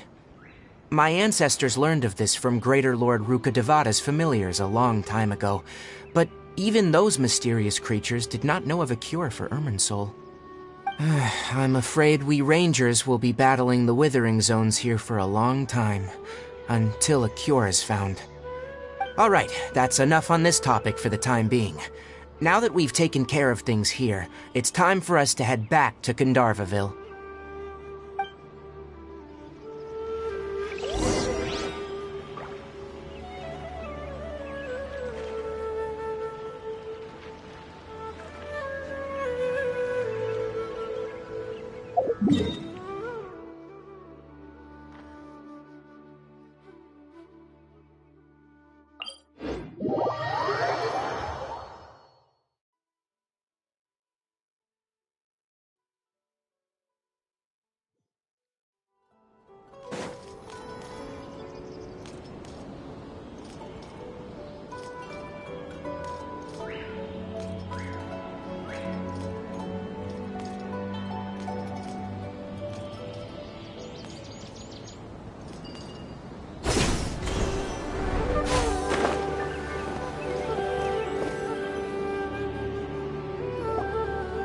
Oh, Tainari, you all made it back.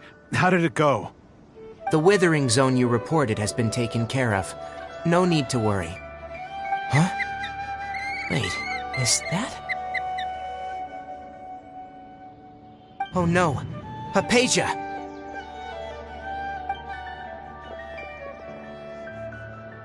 Huh? What's wrong, Tighnari? This Duskbird is Hypatia's designated courier for urgent news. You do remember her, don't you? She's the scholar you and Paimon were following when you first arrived in Sumeru. Oh, her? How could we forget? So did something happen? Let me see what's written in the letter first. So what's it say? And what's with that weird expression on your face? Just let Paimon read it. Huh? All Paimon sees are 3 squiggly lines. Yes, allow me to explain. After we brought you from Hypatia's cave to Gandharvaville, Hypatia resumed her meditation.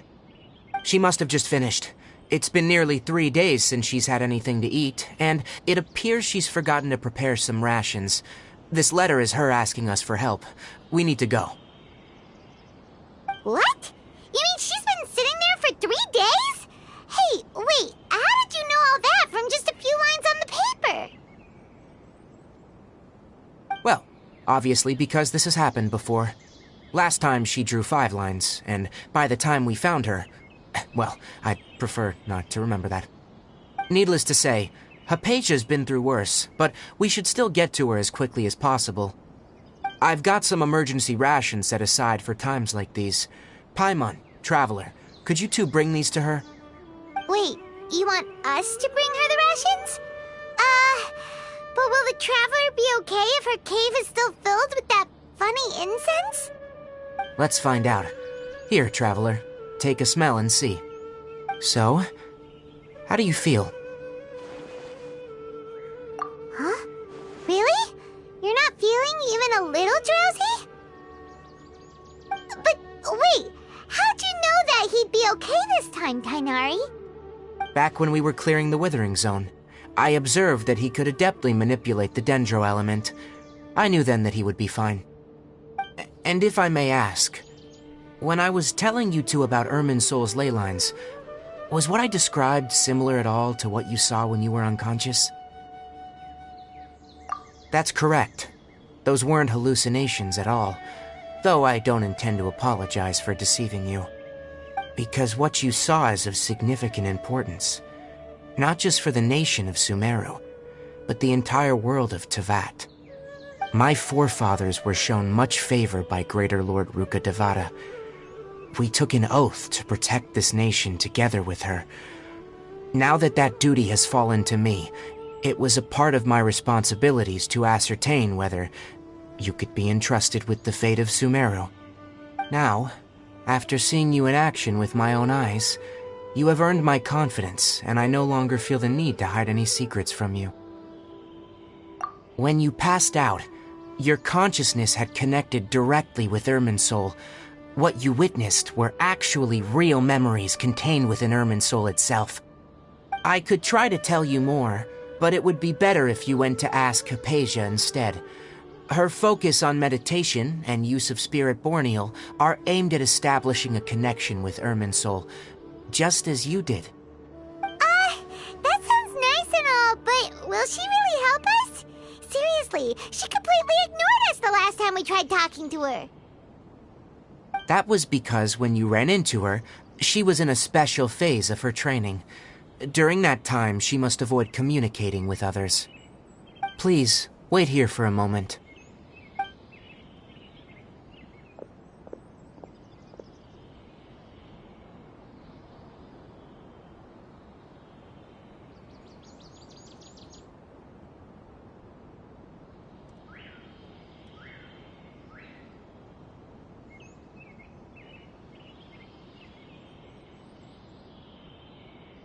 Here, take these.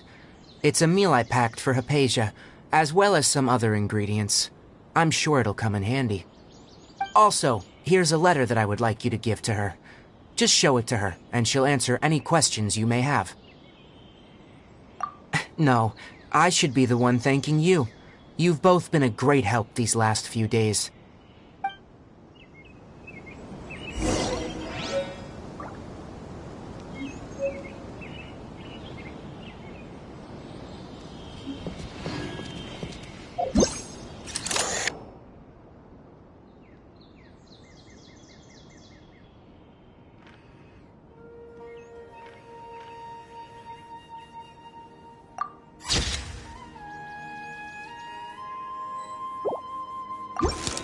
Yesterday, a total of 5 dusk birds. Definitely have enough for a grand feast this time. How many?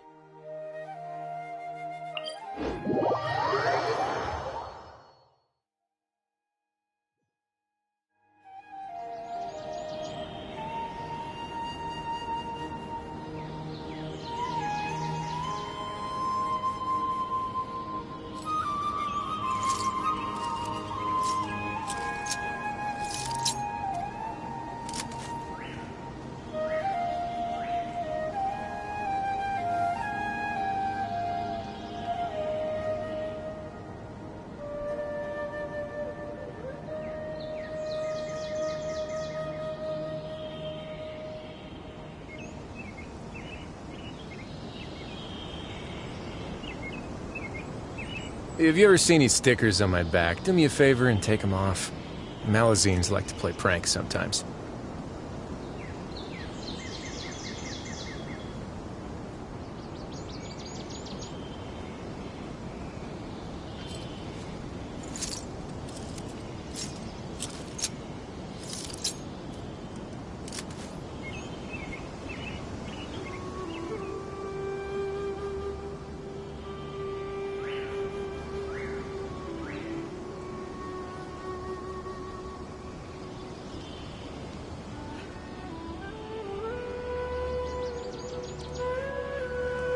I once considered keeping some pets in my office, but soon gave up on the idea.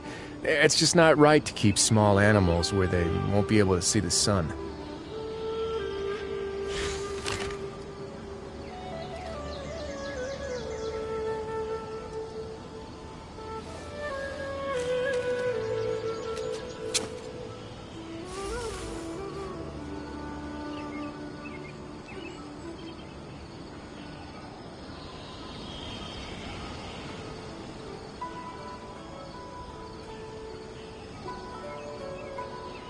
A word of advice, don't break the law. Is there anything else? Yeah, seriously, don't break the law.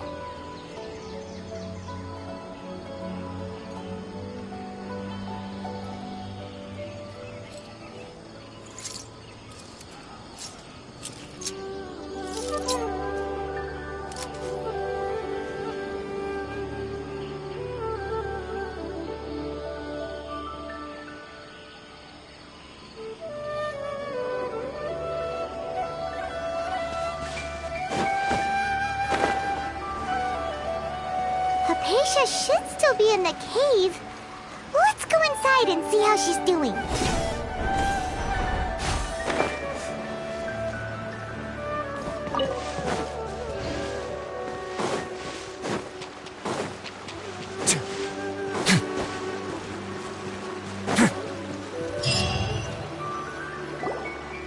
Hello? Hypatia? Hey, there's nobody here. Maybe she went out to look for some food. Let's try looking around the area.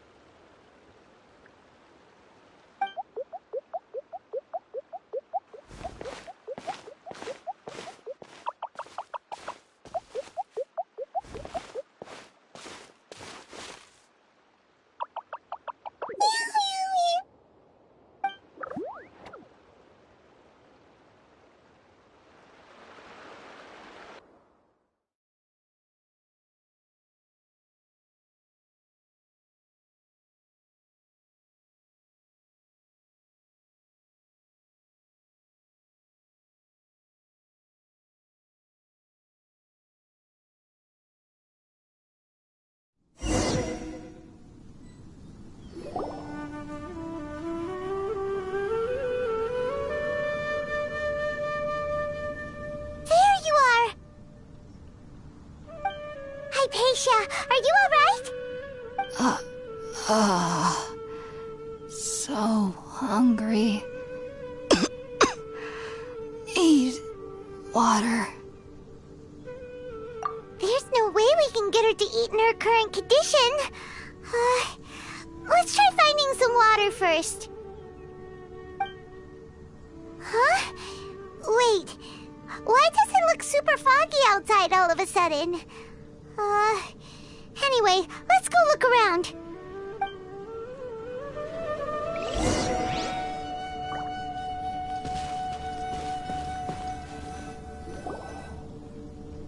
Huh? How'd things out here end up looking like this? What happened? And where are we? Really? Oh, maybe you're right. Let's go investigate the area.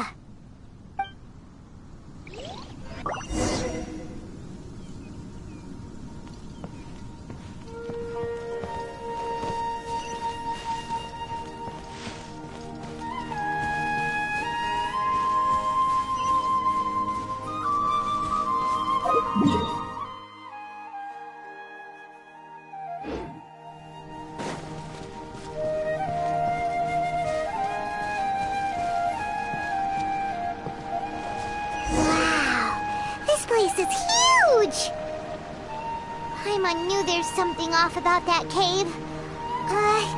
Let's think of a way to get over there and have a closer look. Who knows? Maybe we'll find a lead of some kind.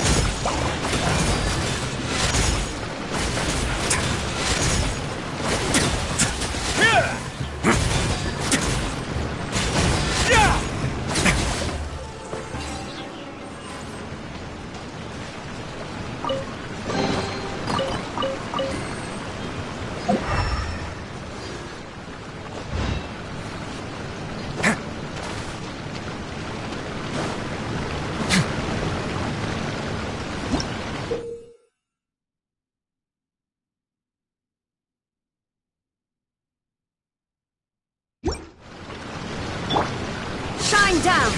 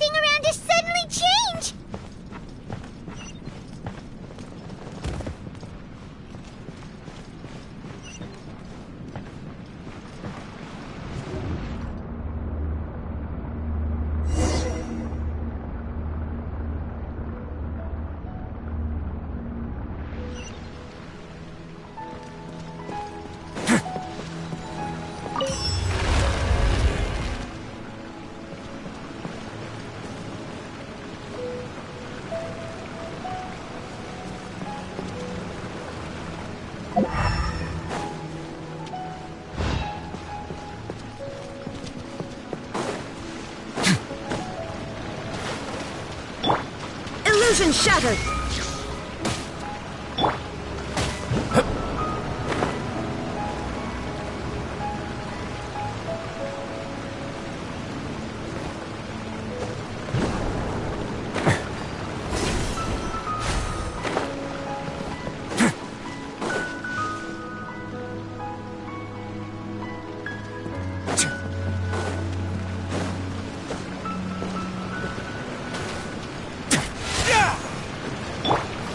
No escape!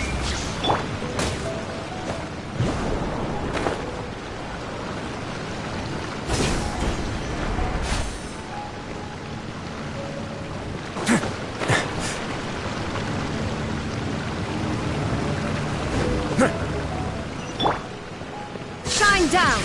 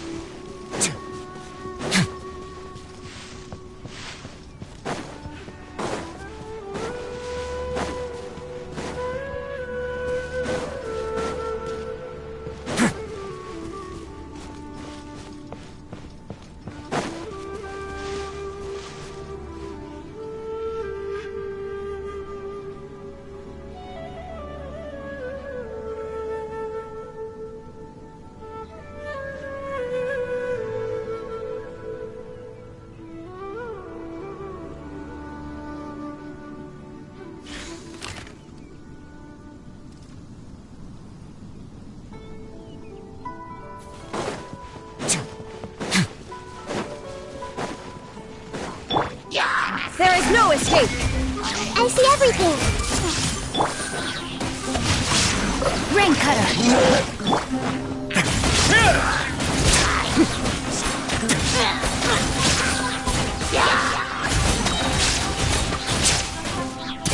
Get a little chilly.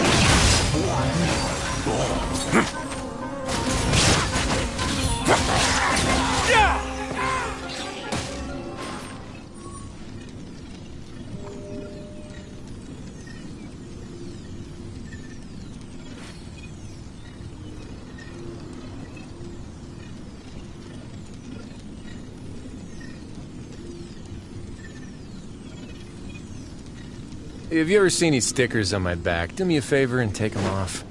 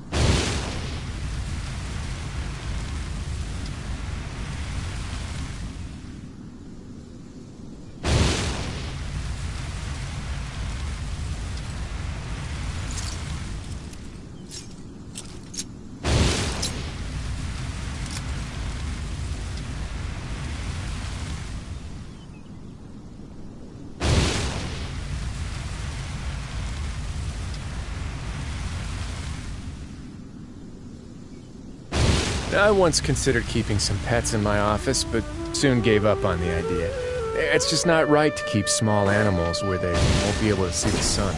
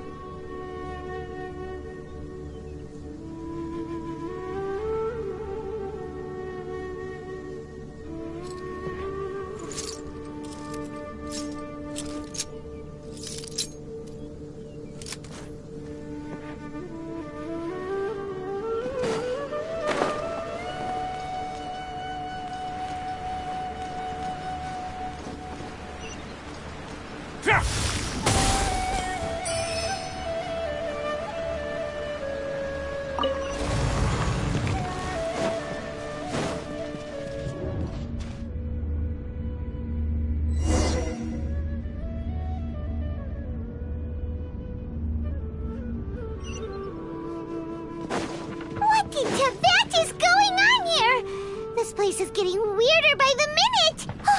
Hey! What's the matter? You don't look so good!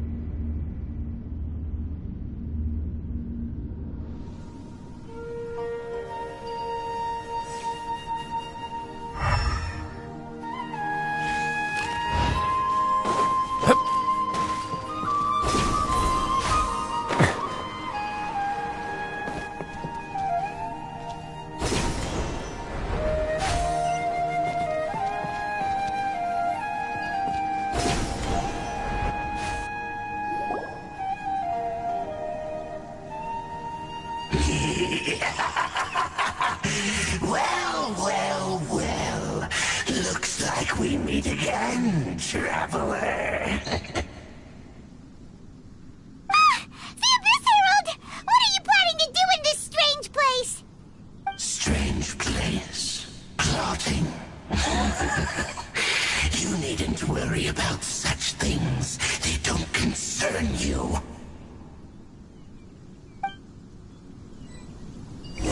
Bow before the Abyss! Illusion shattered! Everyone hold hands! No, my sword! Let me weave you a verse. More, please.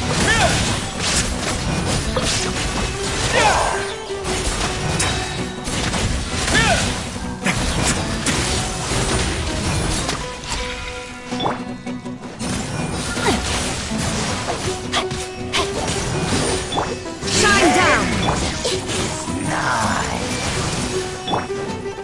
Inazuma shines eternal!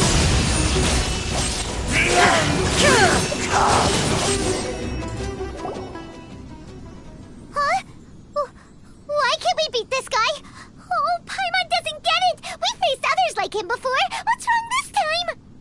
Traveler, though you may have managed to avert countless crises before, your good fortune was bound to end sooner or later. It's time you realize how weak and powerless you really are. Your sister. Oh, pitiful traveler. Are you really so ignorant? Or are you just living in complete denial? Her Highness has long since forsaken you. Your meager existence in her eyes is that of an annoying bug, only to be stepped upon. The bonds of love and family which drive you to find your sibling are utterly gone. Your journey is meaningless. But don't you fret now. Today will be your last. Now die!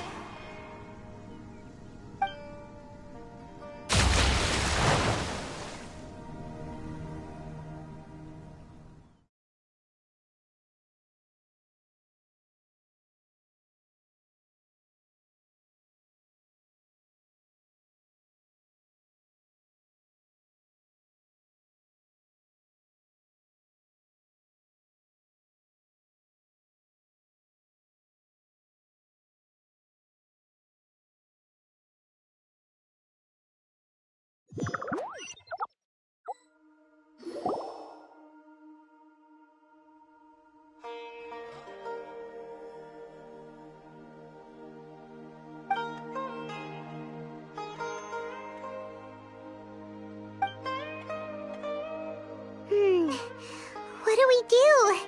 We haven't seen Hypatia anywhere out here. Oh, there she is! Quick, let's see how she's doing. Ah, so sweet. Well, the good news is that she's still conscious. Hey, why'd you drop her food on the floor like that?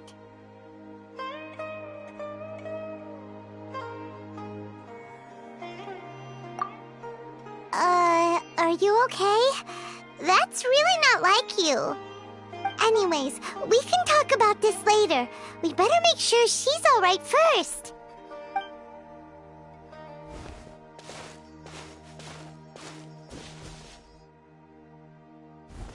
Whoa! Wait a sec.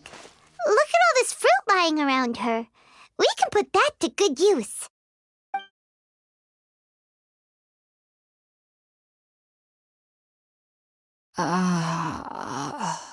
Who is there?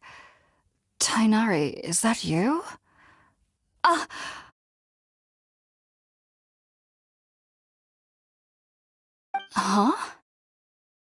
It's okay. You can relax, Hypatia. Tainari sent us here to bring you some food and water. Here, we have a letter that he asked us to give you.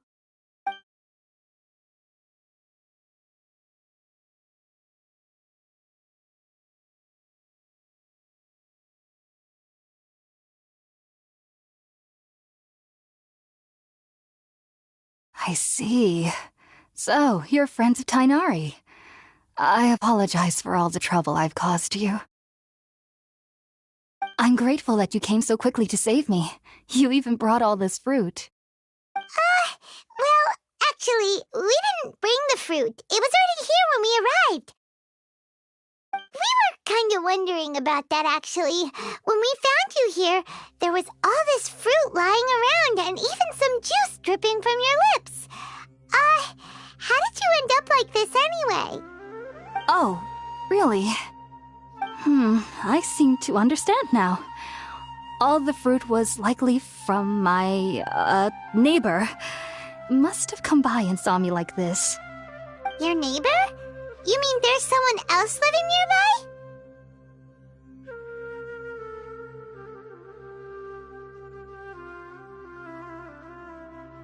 Oh? So you're able to see them too?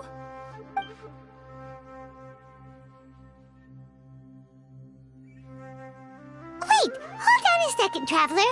You say that before we arrived, you saw some mysterious creature and suddenly had a strange dream? Isn't that a little too crazy to believe? No, I actually do believe what the Traveler is saying. I myself had a similar experience once before and ended up scaring my timid little neighbor here. You needn't worry. They mean you no harm. They only dragged you into the dream because they hoped to buy themselves a little time in order to scurry away. So, Hypatia, just what kind of creature is your neighbor exactly? I'm not sure what it's called, to be honest. But I do know that they have some sort of deeper connection with the Dendroarchon. I know this because the first time I saw them was also the exact day my consciousness was able to form a connection with Irminsul. Even after I opened my eyes and stopped meditating, my heart was still pounding, and my mind was racing with all the knowledge that I had touched. And at that very moment, I suddenly noticed a small figure at the opening of the cave. In my curiosity, I began to walk over to the creature. They must have already been used to me living in the cave, because they didn't seem to mind me approaching them. They just kept doing whatever they were up to. It wasn't until I crouched down next to them that they suddenly realized that I could see them. Oh! And then? And then I had a dream. By the time I came to, they were nowhere to be seen. I was convinced they'd never show up again. But sure enough, I saw them nearby a few days later. And they weren't alone. I feel like they aren't as afraid of me as the first time I approached them.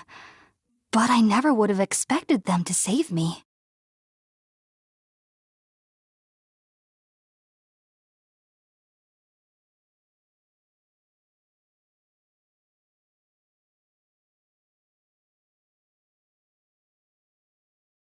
Yes, no doubt about that. By the way, Tighnari mentioned in his letter that you had questions for me regarding Irminsul.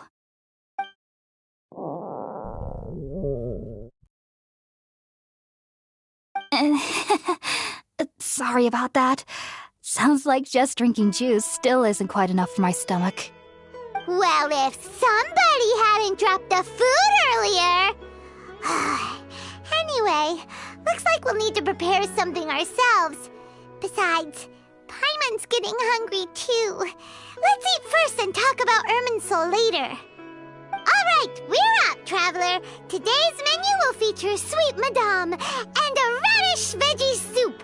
You'll love them, Hypatia. They're our specialties after all. Sounds good. I've never tried any dishes from other nations before. I certainly look forward to it. It's been so long since I've had a decent meal, too. To be honest, the last time had to be when Tighnari came to visit.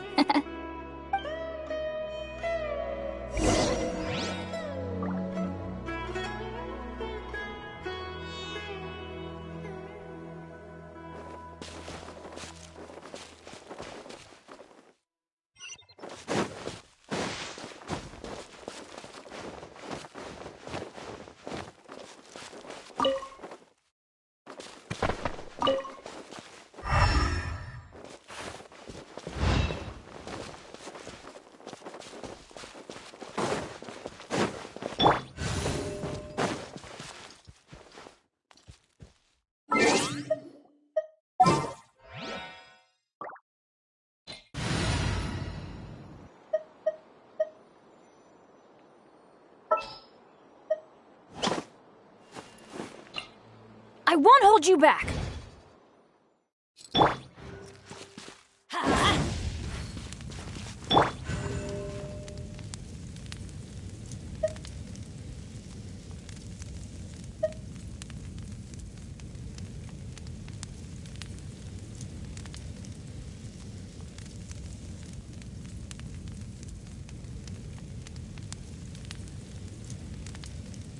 A word of advice, don't break the law.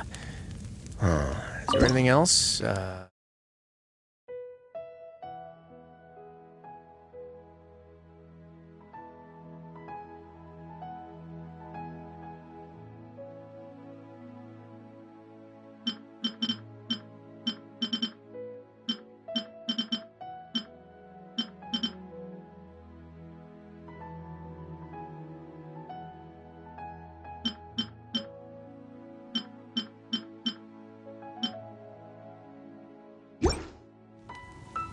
Have you ever seen these stickers on my back?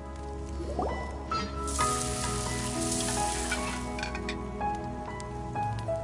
done! Let's use the empty box that Tighnari gave us since we already watched it. Oh, it smells amazing! And And the box is a nice touch, too. Let's go serve this up and start eating with Hypatia.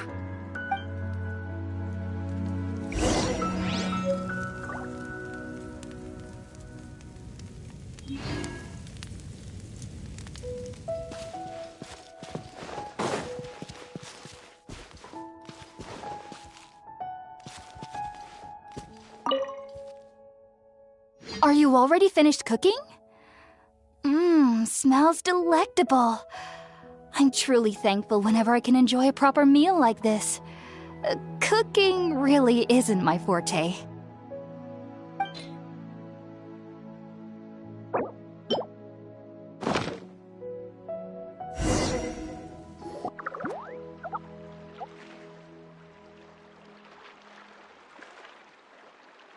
Even though everything you mentioned was in Tighnari's letter, it's still hard to believe you were able to connect with Irminsul immediately after smelling Spiritborn Ale for the first time. It took me nearly 3 years before I could do so, and everyone at the Academia even lauded me as a genius. You should know that some researchers spend their entire lives without ever successfully connecting with Irminsul as you have. So why does this incense allow people to connect to Irminsul? The ingredients used to make Spiritborn Ale primarily consist of plants created by Greater Lord Rukkhadevata. These special ingredients are conducive to heightening our senses to the Dendro Archon's power. Since the root of the Dendro Archon's power lies within Irminsul, we can occasionally tap into her powers to peer into the depths of the earth. Naturally, anyone who can establish a connection with Irminsul in their first ever attempt must be a person of great understanding. Makes sense. But Paimon's got a question. Why was he sensitive to the smell of those plants for such a long time? That was primarily due to his body's unique constitution. Stimulated by the incense, he could perceive the Dendro Archon's power and experience the sensory overload, hence the adverse reactions.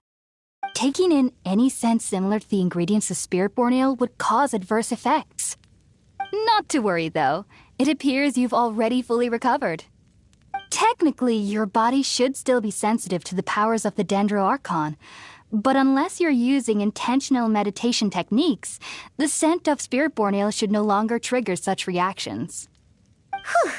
Well, that's a relief. I must admit, I am quite envious of your abilities. Even if it meant suffering from pounding headaches for the rest of my life, I'd consider it worthwhile so long as I could connect with Irminsul at will. Whoa, you're really serious about this whole thing, aren't you? I am a researcher after all. As a member of the Ritaoist Darshan at the Academia, my main area of research is the stars and their connection to the fate of living beings. But there is still so much we don't know, especially regarding the mysteries that lie in the starry skies. Which is why I must turn to the all-knowing Irminsul for answers. If only my perception wasn't so limited. Unfortunately, I cannot guarantee that my every attempt to attune with Irminsul will be successful, or that doing so will leave my consciousness intact. I am currently in the stage of training known as Satyavada life. Many researchers in Sumeru have lost their minds while seeking to attune with Irminsul during this stage. Sages have said that Irminsul contains divine knowledge, and touching such knowledge without the proper preparations and abilities will only lead to one's mind caving in on itself. That's why we meditate alone. We need to ensure that our minds will be calm while minimizing the possibility of involving anyone else. Whoa, so knowledge from Irminsul could be super dangerous. Don't you ever feel afraid of the risk, Hypatia? Of course I do.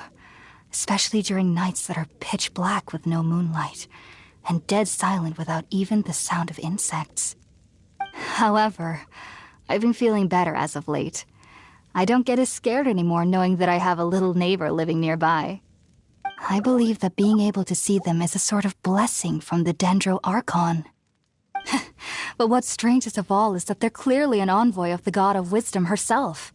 and they have the curious power to make people dream. What's so strange about that? It doesn't sound so out of place for a divine being, does it? Well, it's strange because nearly nobody in Sumeru can ever dream. Oh, is that true? Yes, well, to an extent. Only children can dream in Sumeru. Adults, however, never do. The sages say that wisdom implies rationality, but that which occurs in dreams is often neither rational nor logical.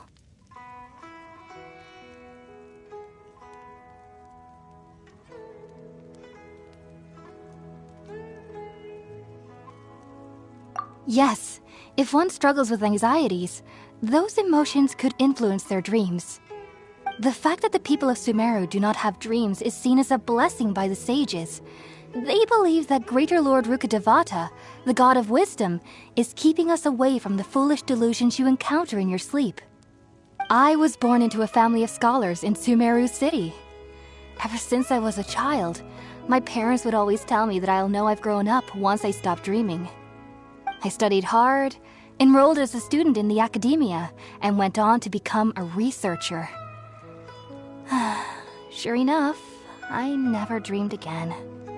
But then, on the day I scared the little Aranara, I suddenly saw a dream again. It was incredible. Though I don't exactly remember what I saw, I clearly recall the feeling. I suddenly felt like I was a child again. Back then, I was foolish and ignorant as any youth would be, but I was free of fear. Maybe dreaming isn't as bad as we've made it out to be. Just be sure not to speak of this if you travel to Sumeru City. They'll look at you as if you've lost your mind. So, do you have any thoughts about the things he saw when he connected with Irminsul? Sorry. I'm afraid I don't have any answers as of now. All I can say is that what you saw is a memory contained within Irminsul itself. World forget me. What could that possibly mean? If only I could ascend past Satyavada life and begin Paripurna life, I might have some more answers for you. If you two are ever in the area again, please be sure to come and see me. There's no need to be thanking me. You two are my saviors. Besides, I'm already looking forward to tasting some more of your cooking.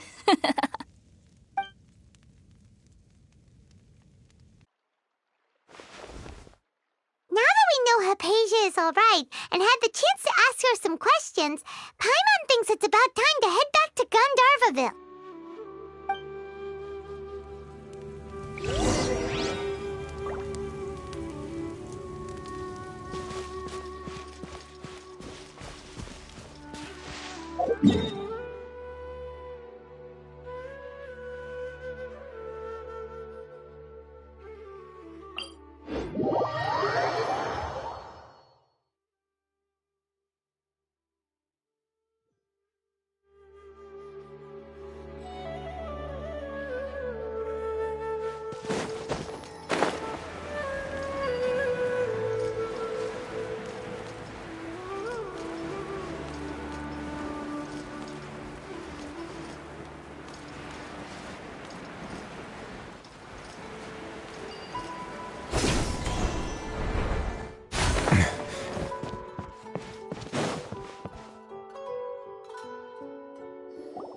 Think about it, Tainari. Refusing to join is tantamount to burying your head in the sand.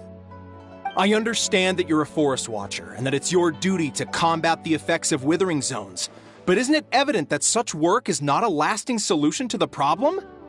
As Sage Kage clearly stated, your presence and guidance in Sumeru City is pivotal in finding a cure for Irminsul. How could you possibly refuse? Keep your emotions in check, Ghulam.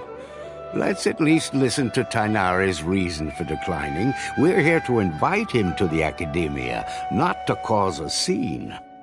Sage Kage, I am truly honored that you came here in person, but I'm afraid I must still decline your invitation. I am merely a forest watcher. How could the great minds of the Haravatat have any need of someone like me? Well, it turns out that your refusal letter had some implications on your master's reputation. He is a renowned sage of the Immorta, after all. So now I've come here in his stead. I see. Well, I figured that given his temper, he would come here and berate me personally. Tighnari, your master is an integral part of this effort, and now he requires your assistance. And what exactly does my master need of me, Sage Kage? You'll know once you've arrived in Sumeru City, that is. And, how long will I be required to stay? There's no definite answer as of now. Do you mean to tell me that, despite coming all the way here to Gandharvaville, you still can't answer the questions I laid out in the letter to my master? If that's the case, then I'm afraid I cannot give you a definite answer either. Tighnari, but you... So be it. Come, Gulam, we're leaving.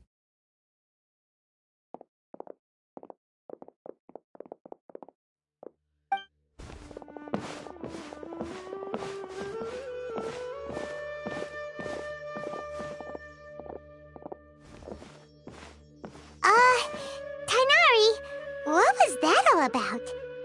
It's nothing. Some people from the academia wanted me to go to Sumeru City to assist them with a project, but I had to refuse on account of all my responsibilities here. But all that can wait.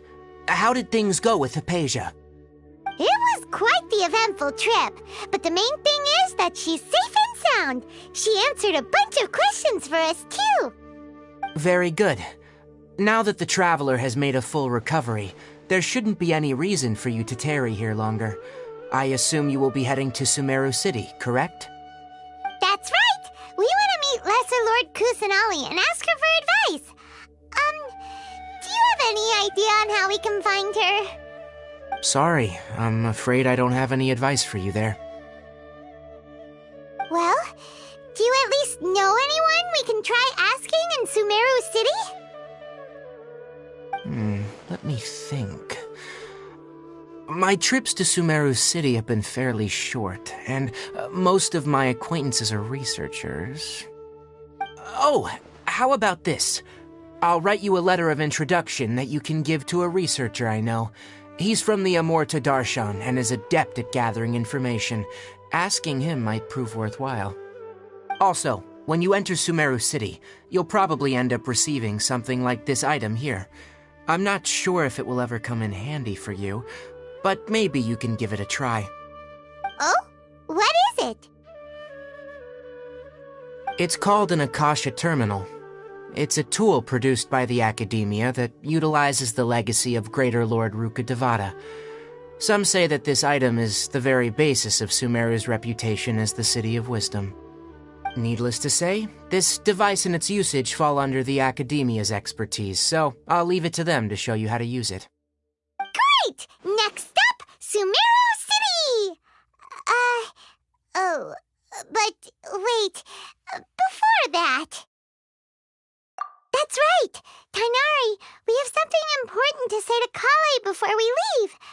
Is she doing better now? Yes, she's doing much better.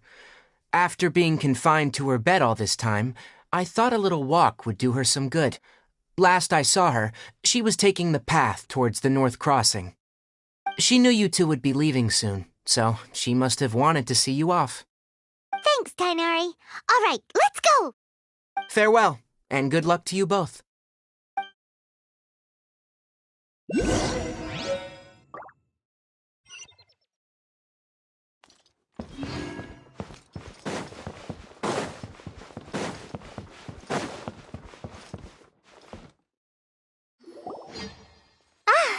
I've been waiting for you two.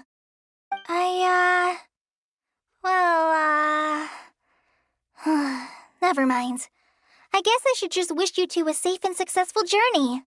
Thanks for waiting here just to see us off, Kale. We're headed to Sumeru City. Don't worry about me. I can take care of myself. My condition won't be getting in the way of my duties. I want to be a forest ranger after all. It's up to me and the others to protect the rainforest here. And, I'm sorry. I should have told you both about my condition when we first met. I just wanted you two to treat me as a normal friend, not some girl that needs your sympathy. But I guess now I understand that the most important thing is for friends to be genuine with one another. There's no need to apologize, Kale. We should be thanking you for trusting us enough to be your friends and sharing your past with us. We're probably still gonna worry about your condition, but that's because we're friends and we care about you. Thank you. That means a lot. Before you leave, I have something for you. Oh? What is it? It's my recipe for pita pockets. I told you that I'd give you a copy, remember? My handwriting is a little, messy, so please don't laugh. Yay! Thanks, Kale. Now we can eat those scrumptious little pitas whenever and wherever we like. I hope that whenever you eat them, you'll both remember your time here in Gandharvaville. Well then, I, trainee Forest Ranger Kale, bid you both farewell. Please visit Gandharvaville again. The Rangers will always be ready to assist you here.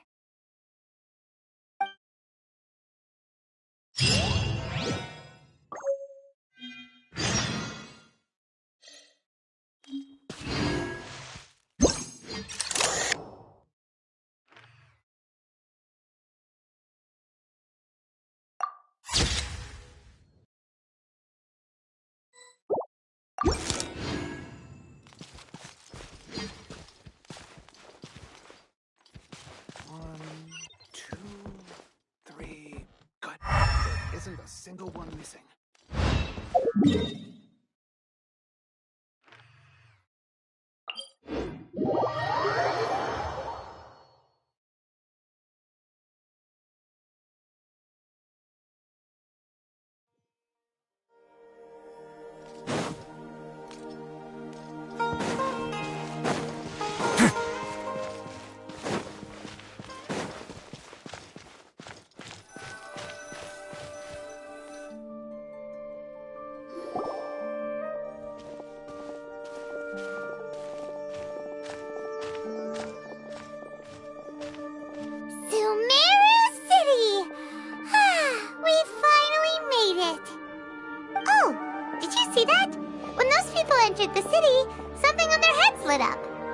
One moment, please, you two. It appears this is your first time visiting Sumeru City.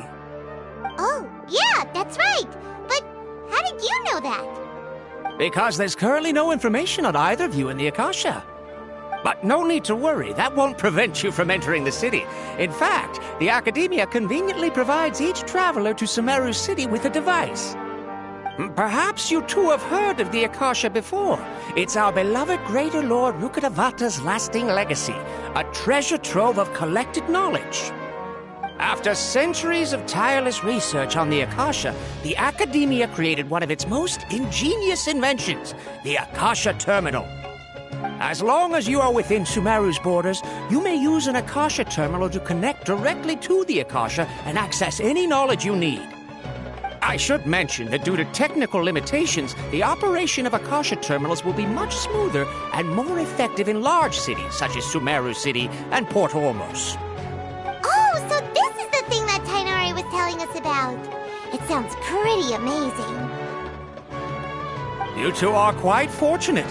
Until recently, it was standard practice to only issue Akasha terminals to outlanders who spent an extended amount of time in Sumeru.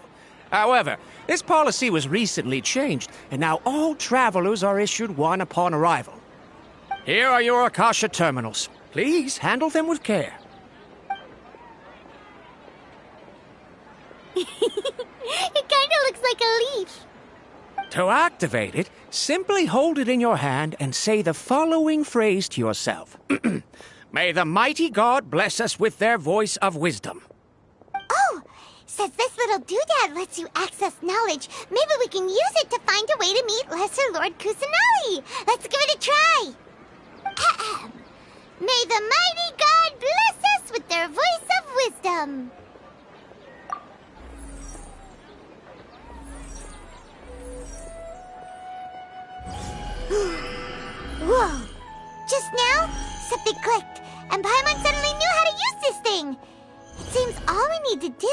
concentrate on what we want to know. And bam! You get it.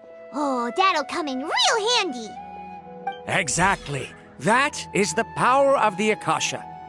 And with that, let me officially welcome you both to Sumeru City. May the wisdom of the Dendro Archon always be your guide. Okay, now that we're in, we can check the Akasha about Lesser Lord Kusanali. Let Paimon try. 500 years ago, the sages found a newly born deity from within some scorched ruins. The deity now resides in the sanctuary of Suristana. Seems pretty similar to what Kali was telling us. Okay, next, let's concentrate on asking how to meet her.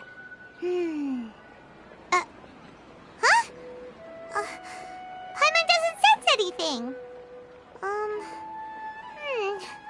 The Akasha didn't respond to Paimon's question. Oh, come on! Focusing on this question feels like when you have something you're trying to remember and it's on the tip of your tongue, but you just can't think of it. Paimon's brain is exhausted.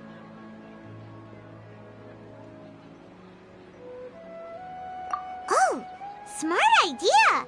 But what are you going to ask it?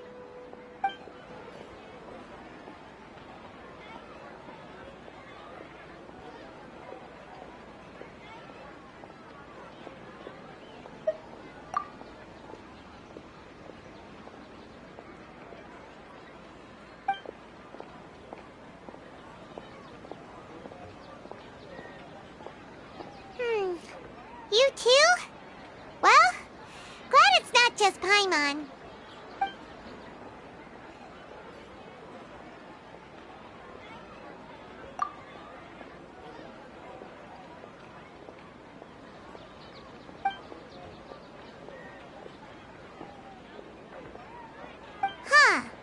Could it be because we're Outlanders and we've only just arrived in Sumeru? You know, maybe we're not qualified to receive an answer to this sort of question or something.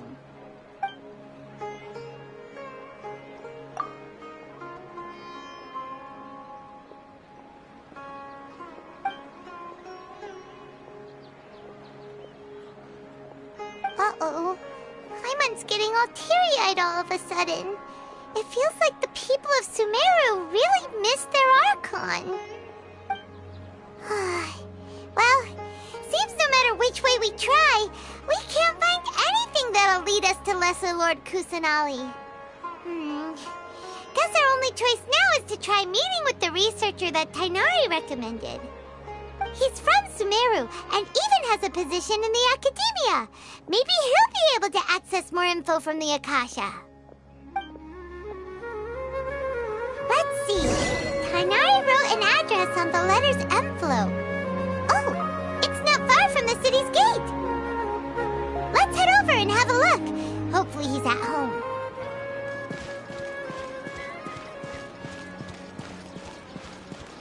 Watch out for pickpockets. Hello, are you Rohawi? Yes, that's me. Can I help you? Great! You see, Tainari sent us here and... What? Tainari? Please, there's no need to say anything, really. Sure, I admit that the article I published last month wasn't my best work, and maybe the data didn't produce the most convincing results, but... Here! This is a letter from Tainari! Oh, let me see... Oh! Ooh, what a relief. You two nearly scared the life out of me. So you two just have some questions for me? Seems even Tainari acknowledges my innate ability for procuring information. So, what is it you two would like to know? We want to meet with Lesser Lord Kusanali. Do you know a way we can do that? You mean you want to meet the Dendro Archon herself? This isn't exactly my area of expertise, but let me see what I can find in the Akasha.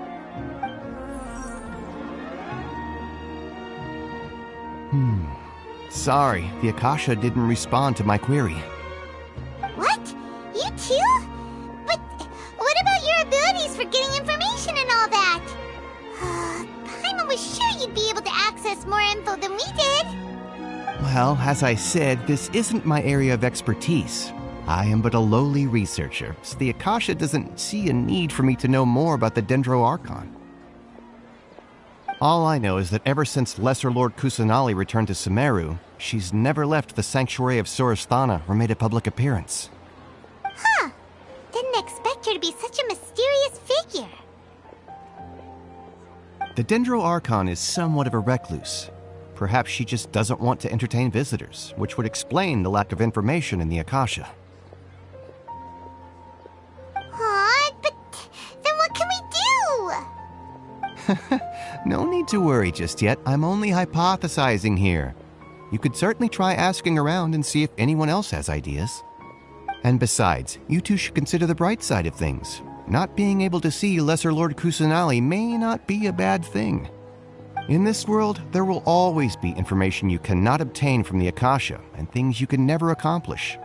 Knowing when to yield is a form of wisdom. Take me, for example. It's a miracle if my brain cells can spit out one paper every 3 years. But Tainari? That guy can publish 3 papers in just a single year. Okay. Thanks for your advice. Don't mention it. If you two ever want information about things like who's been promoted within the academia or relations between the 6 great sages, come find me.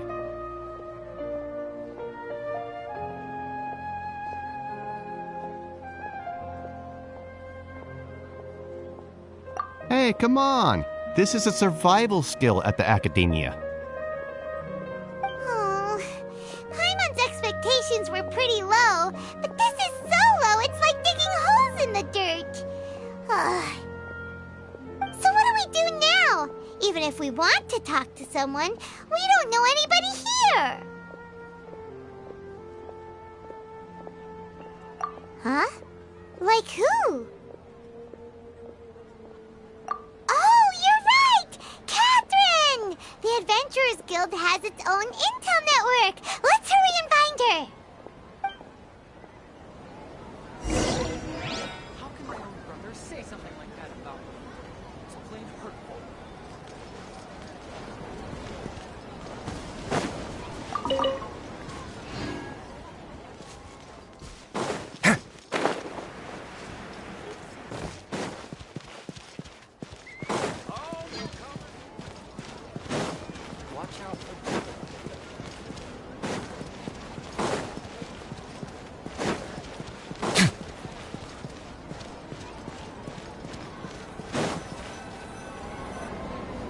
Ad Astra Abyssosk. Hello, Traveler and Paimon. Catherine, we need your help with something. Understood. The Adventurers Guild is always ready to serve you. With what do you require assistance?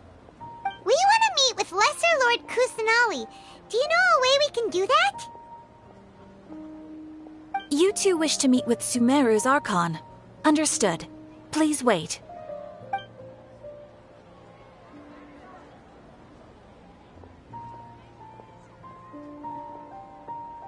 I apologize, but I am unable to call up any relevant information in the Akasha. I'm also unable to locate any pertinent information in my personal memory. Aww, another dead end. Well, if Catherine can't help us, then we really don't know anyone else to ask now. Please do not worry. I may know of someone who can help you two. In Sumeru, the Adventurers Guild does not serve as the vanguard of information. Rather, there are numerous active mercenary groups collectively known as the Eremites. They take on various contracts and work all across Sumeru, so they naturally accrue intelligence. An Eremite brigade called the Corps of 30 is in charge of Sumeru City's defenses. Not only are they the oldest brigade, but they are responsible for managing and coordinating the affairs of all other mercenary brigades. Corps of 30? What a weird name. Supposedly, they are named as such because their ranks numbered 30 at their inception. Asphont, an advisor with the Corps of 30, maintains good relations with the Adventurers Guild. Though he's already retired, he and his words carry great weight within mercenary circles. If you'd like to get in contact with him, you can find him at the Core of 30's headquarters, the Citadel of Rexar. You're welcome. I wish you two the best of luck. We look forward to your exploits in Sumeru. Alright, off to the Citadel of Rexar we go!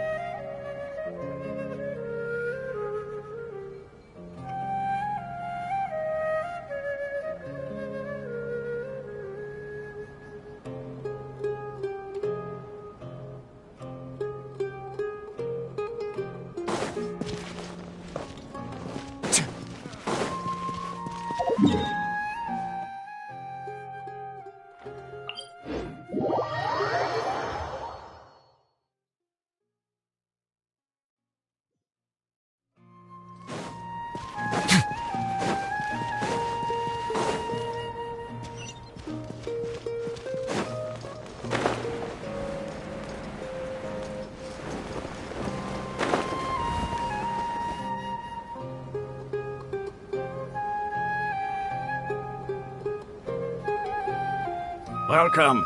The Adventurers Guild told me to expect you two. It's nice to meet you, Osfond. We'd like to ask you about something.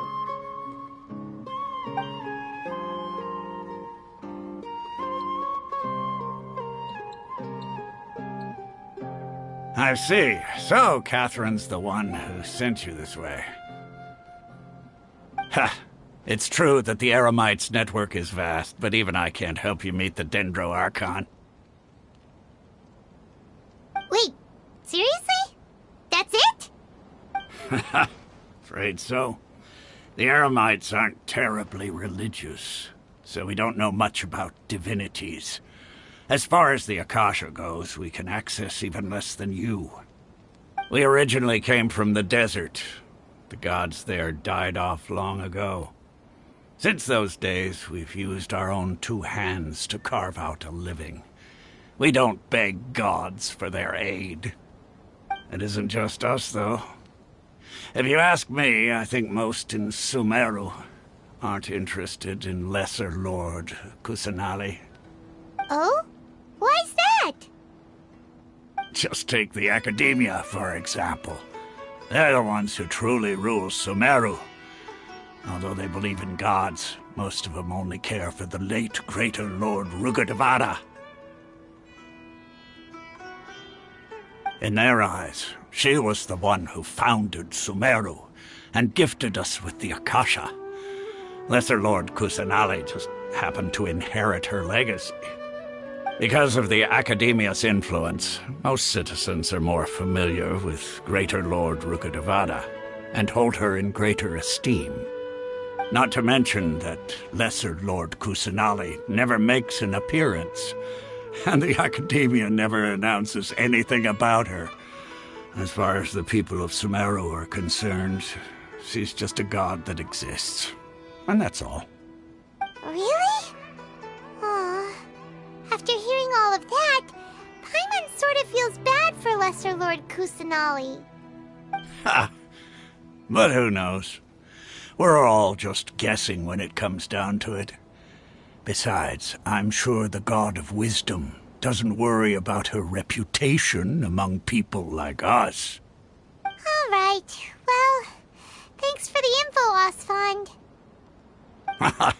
No problem. Always happy to help out the Adventurers Guild.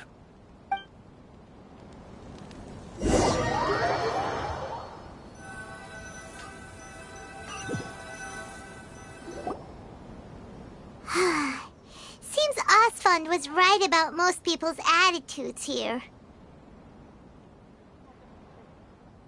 Not only are they not interested in the Dendro Archon, they even say stuff like, if the Akasha doesn't think I should know, then I don't need to know about it. We've been asking for information non-stop ever since we got to Sumeru, but the harder we try, the more helpless everything seems. Isn't there at least one person in this entire city who cares about Lesser Lord Kusanali? Oh, you two are interested in Lesser Lord Kusanali? Huh? Who are you? From the sound of it, you two are Outlanders who recently arrived here. You've been asking around for information on Lesser Lord Kusanali, right? Oh, I'm sorry. I forgot to introduce myself. I'm Dunyarzad, one of Lesser Lord Kusanali's faithful followers. Whoa, really? Then do you know how we can meet with her? I'm afraid I can't help you with that. But your conversation earlier did happen to remind me of a legend about the Dendro Archon. Sure. It goes like this.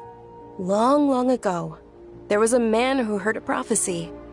It predicted that a great calamity was about to befall him. Panicked by what he heard, the man sought out the Dendro Archon in hopes that she would bless him with the wisdom to help him escape his predicament. The man journeyed across deserts and through rainforests and experienced tribulations of every kind. However, he still couldn't find any trace of the Dendro Archon. In despair, he thought, alas, the Archon has abandoned me. He then had no choice but to sorrowfully resign to his fate. Okay, and then what happened? And then, the calamity came. But to his own surprise, the man felt somehow emboldened by the trials of his journey. By relying on his own strength, he managed to overcome the adversity. At that moment, a bird perched upon his shoulder. This bird was, in fact, an avatar of the Dendro Archon.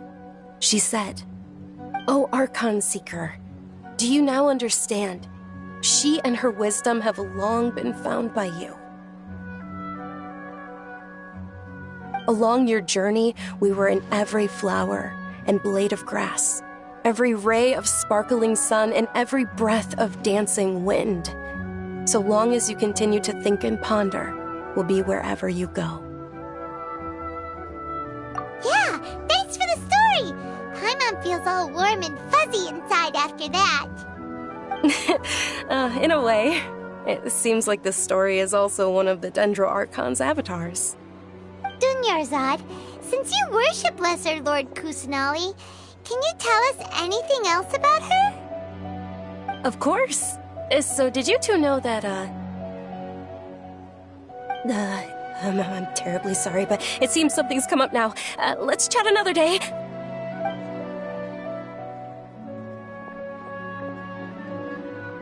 Hey, wait! What the heck just happened?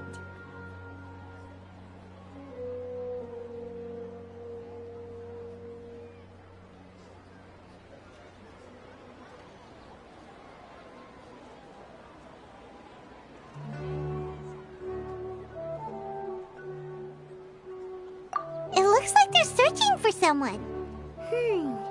Dunyarzad was acting super nervous just now. You think they're looking for her? This stinks! We finally managed to find a lead about Lesser Lord Kusanali! We can't let them get in the way now! Let's see if we can get rid of them. Then we can catch up with Dunyarzad! Hey, have you two seen a brown-haired girl wearing a purple top and a long blue dress? We're looking for her. Did she have bandages wrapped around her wrists? Yes, that's her.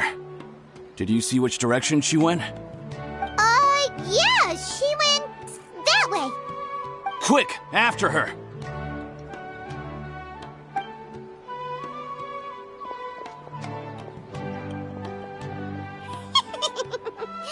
That should keep him busy for a while. Let's hurry and find Dunyarzad.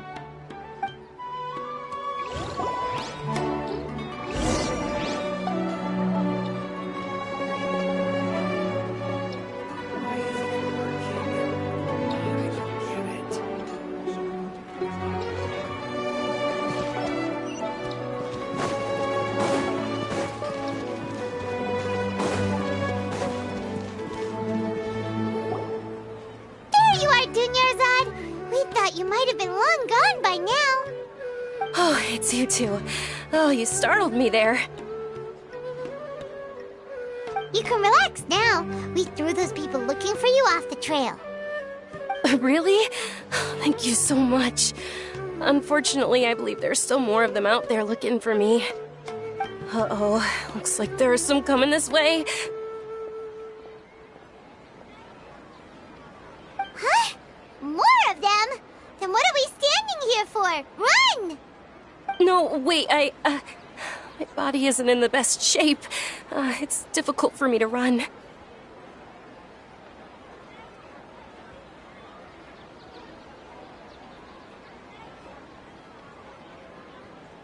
Okay, sounds good.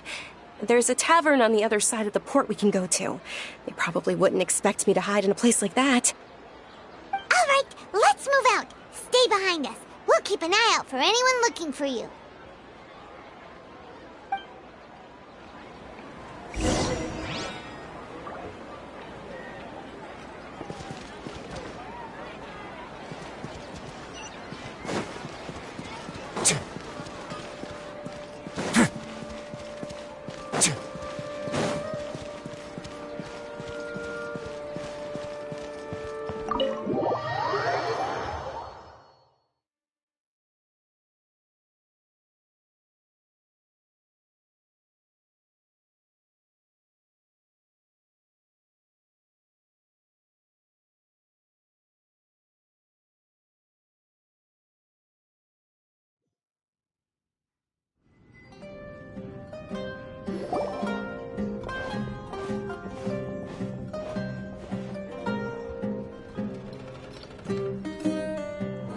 We made it. Oh, they shouldn't be able to find us now. Wait! Stand down, Dia!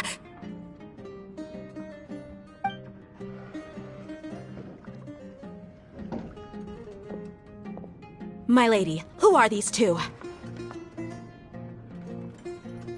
They're travelers that I met on the street just a moment ago. They happened to notice that you were all searching for me, so they helped me hide. I see. In that case, you two should scram. There's nothing here for you. Wait a sec! Who the heck are you? And why are you shooing us away? I'm Miss Dunyarzad's bodyguard, here to see that she returns home safe and sound. My lady, let's get going. You've been gone for so long that your parents are worrying themselves sick. And if I refuse to go with you? It'd be easier for the both of us if you cooperated. But if you insist on not going, then I'll have to carry you like a sack of potatoes. Hey! Dunyarzad already said she doesn't want to go back. Why are you still pushing her? Stay out of this. You don't understand the situation. Sorry, my lady. Even though I'm your bodyguard, your parents are my employers. I have to answer to them. How much? Wait, what? How much more do I have to pay you to become your employer? So you never listen to my parents ever again. Double? A triple? Give me some time and I'll get that much. My lady, this isn't about Mora. I don't know what you think of us Eremites, but let me say this. I like Mora, but I'll never go against my principles. That's why I'm here looking for you. Sure, it's an order from my employer, but my conscience was also telling me it's the right thing to do. And knowing your health, carelessly running around like this is gonna hurt ya. For the sake of those who love you, don't be stubborn. No, you're wrong. I'm aware of my limits, and I know what I'm doing. Honestly, the only people being stubborn right now are my parents. And they know perfectly well that it makes no difference if I'm at home or not. They still won't accept reality. And every time I bring this up, they just change the subject. Dia, you've been living with us a long time already.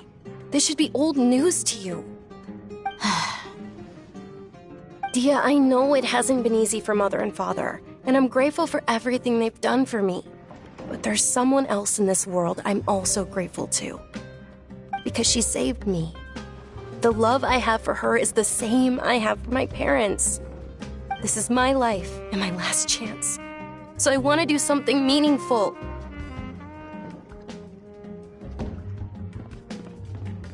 My lady, are you sure what you're doing now is meaningful? Yes, I'm sure. At least, it is to me.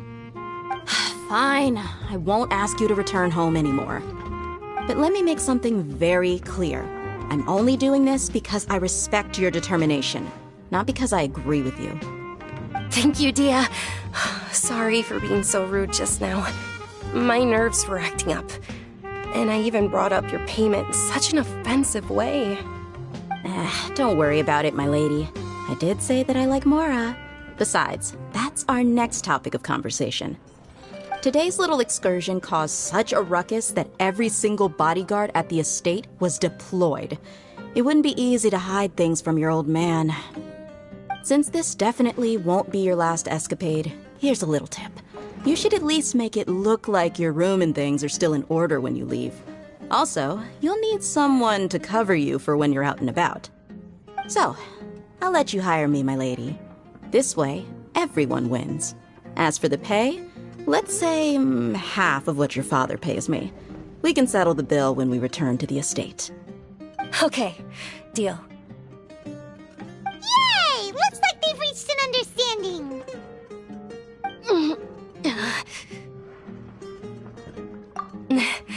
I'm fine, really. I just feel a little tired now that things have calmed down. My lady, stop trying to look tough. We're already in a tavern, so let's rest up and grab some grub. I'm sorry for worrying you two. If you don't mind, I'd like for you to join us. Sure! After you rest up, we want to hear more about Lesser Lord Kusanali.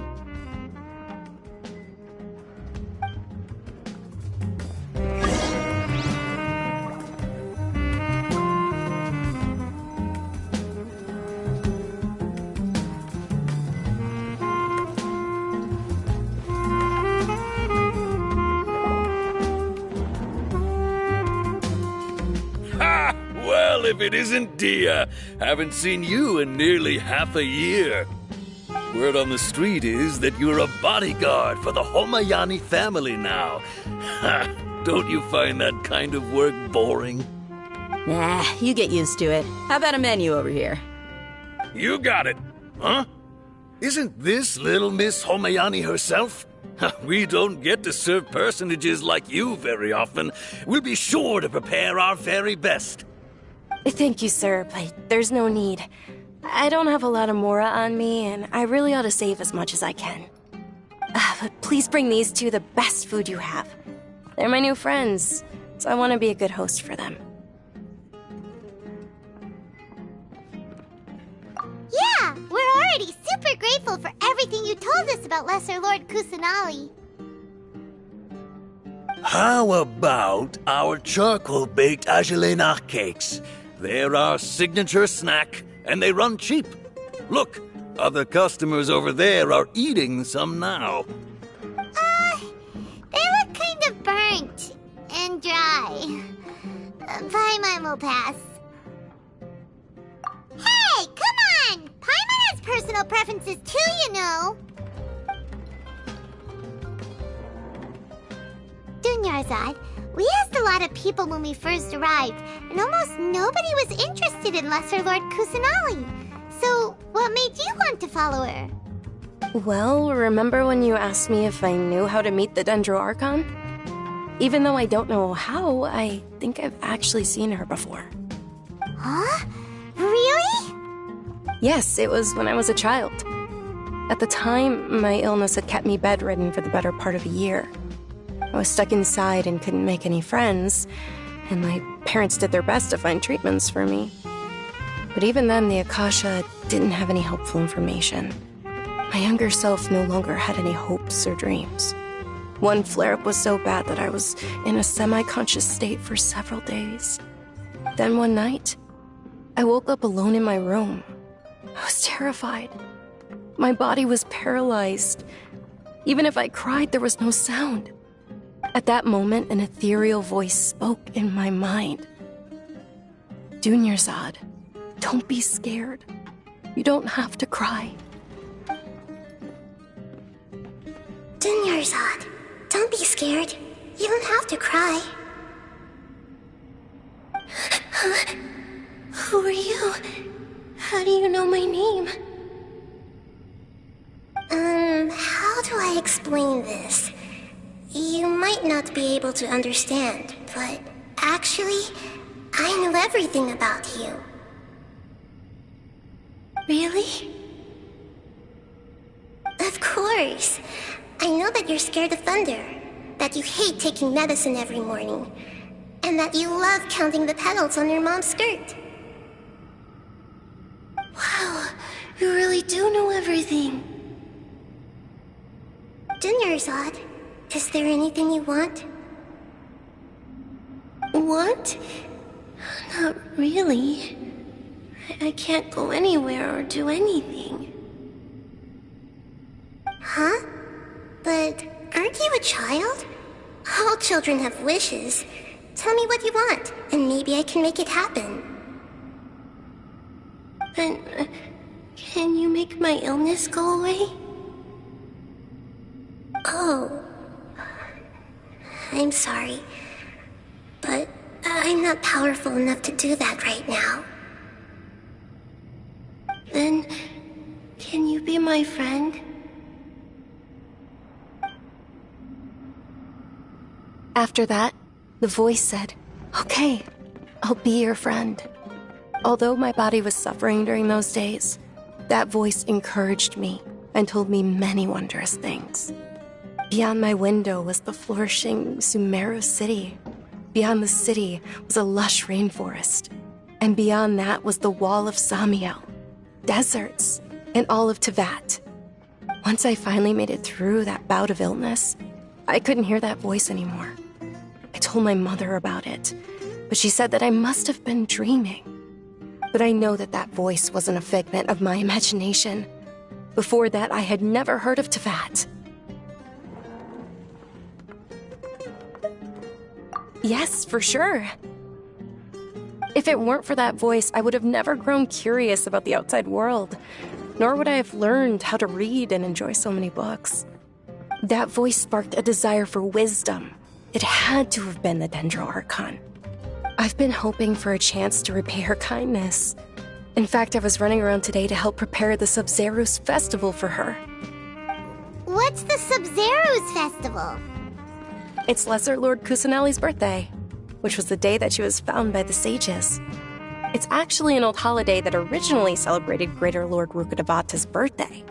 When she passed away, the holiday eventually became a celebration of the Lesser Lord's birthday. I heard everyone was overjoyed when they welcomed her back to Sumeru. In those days, the festival was a huge deal. But because of the Academia's influence, people have gradually lost interest in the festival. The Academia actively participates in Sumeru's many holidays dedicated to Greater Lord Rukkhadevata. But when it comes to the Sub-Zerus festival, forget any funding. They practically act like it doesn't exist. Maybe they see Lesser Lord Kusanali's birth as confirmation of Greater Lord Rukkhadevata's death, so they're reluctant to celebrate it. Aww, but that's awful. It is. It's absolutely terrible. Sure, the Greater Lord founded Sumeru, but hasn't Lesser Lord Kusanali been the one quietly protecting us for the past few hundred years? Just remember that we're still out in public. Don't get too carried away now. I know that people over by the Grand Bazaar still hold the Sub-Zerus festival to this day. But I hadn't met any of them before, so I was never able to contribute. But recently, I made a friend there who also follows Lesser Lord Kusanali.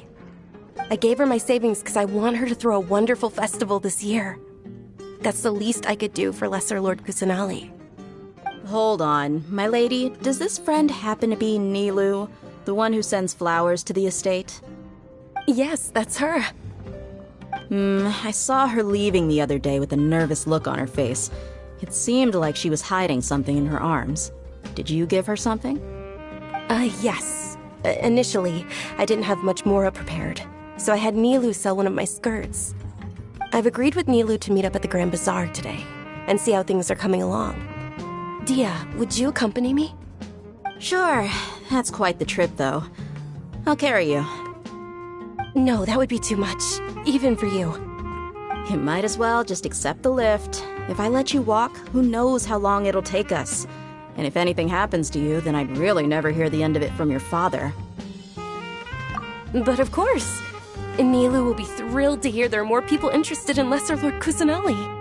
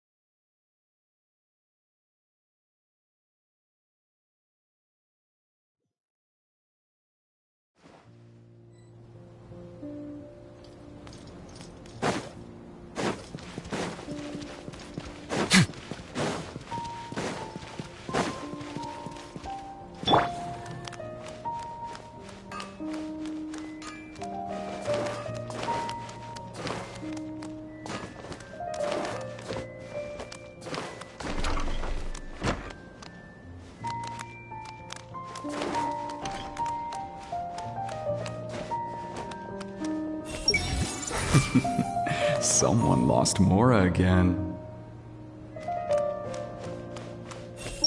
I should go buy something from Jude's after work. What should I buy? Welcome! Get your spices here. We've got all kinds. Every item I sell. Everyone hold it. What kind of story should I come up with today?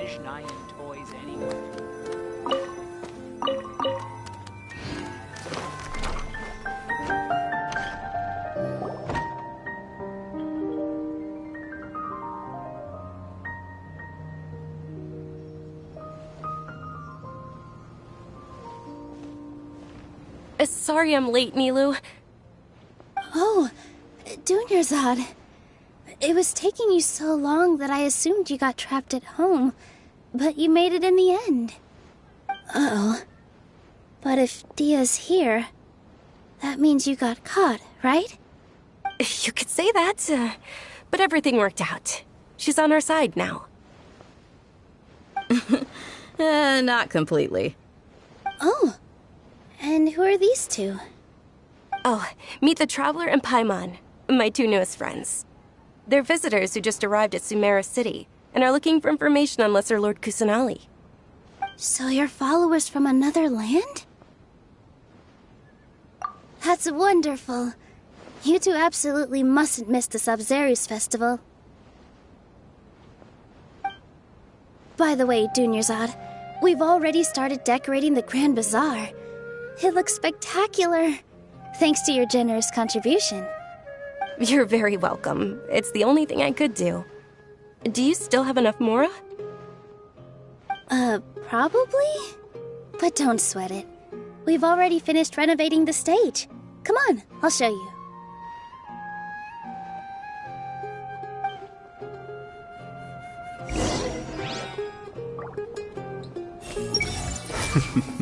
Someone lost Mora again.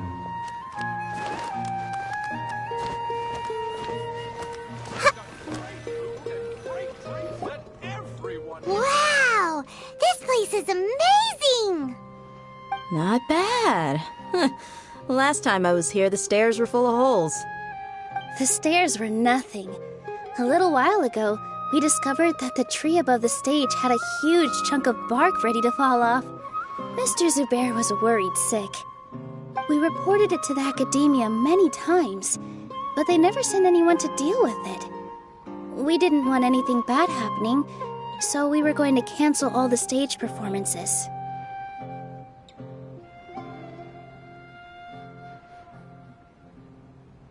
Oh, probably because it was the theater asking. The academia looks down on performers like us. They probably think it would be best if the theater closed down completely. We can't let that happen, though. Not only would everyone involved in the theater go hungry, but then we wouldn't be able to hold the Sub-Zerus festival anymore. Thank the Dendra Archon for Dunyarzad. With the Mora she gave us, we hired someone to patch up the tree, and we also gave the stage a much-needed makeover. The stage is going to be even prettier when it's festival time. I can't wait for you to see it. And I can't wait to see you on the stage. You've been practicing so long already. It's almost time for your dream to become reality. It's our dream. I'll do my best for the two of us. Milu, what are you gonna be doing at the festival? She'll be dancing the dance of Sub-Zerus, the most important performance at the Sub-Zerus festival. Dunyarzad, have you told them the origin of this holiday? I only told them about the Greater Lord and Lesser Lord so far. Okay, then I'll tell you two about how this holiday came to be. According to legend, the Sub-Zerus festival was originally the Goddess of Flowers' birthday celebration for the Greater Lord. A long, long time ago, on one of Greater Lord Rukkhadevata's birthdays, her friends threw her a celebratory banquet. Some of the gods got drunk. One started playing music, and the Greater Lord started singing, so the Goddess of Flowers began to dance. As she danced upon the grass, countless beautiful parisaras began to bloom wherever she stepped. Those brilliant purple flowers became her dazzling stage. All the gods clamored, "Oh, If only time could stop at this very moment.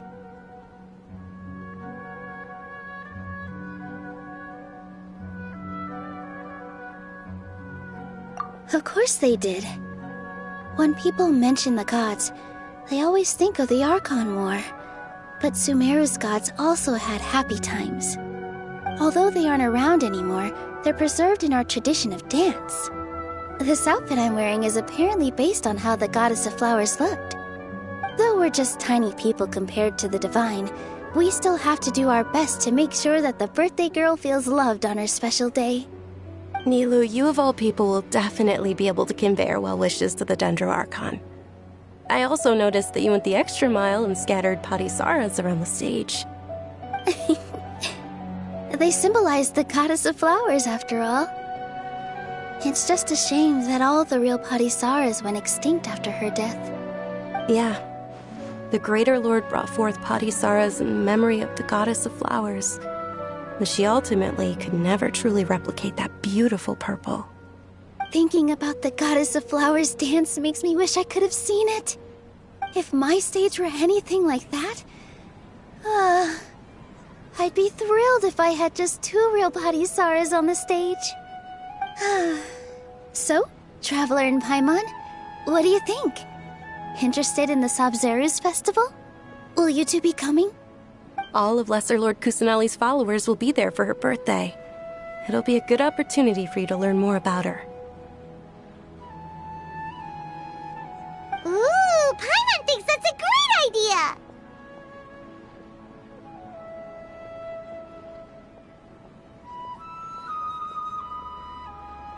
Hey, come on! There's nothing wrong with enjoying a festival. Besides, it's Lesser Lord Kusanali's birthday. She'll be happy to have more people who are celebrating it. So how about we all attend the Sabzeruz festival together? Dunyarzad, let me show you which stage decorations we've picked out so far. Traveler and Paimon, if that doesn't sound interesting to you, then feel free to explore the area. Everyone at the Grand Bazaar loves Lesser Lord Kusanali, and we're all looking forward to the Sabzeruz festival. In that case, we'll take a look around.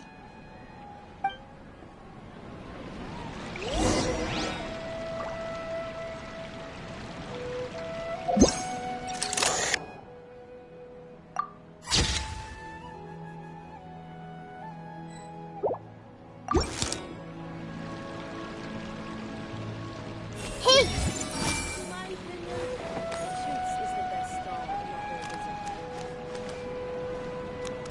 Everyone hold hands!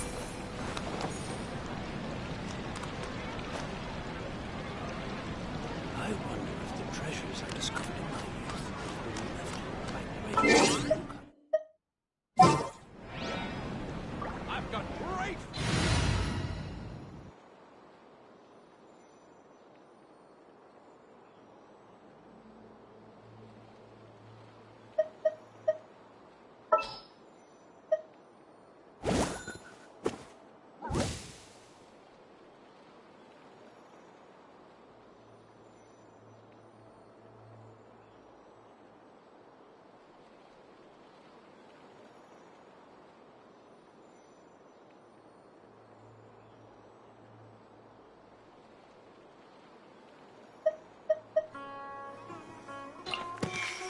May knowledge guide you.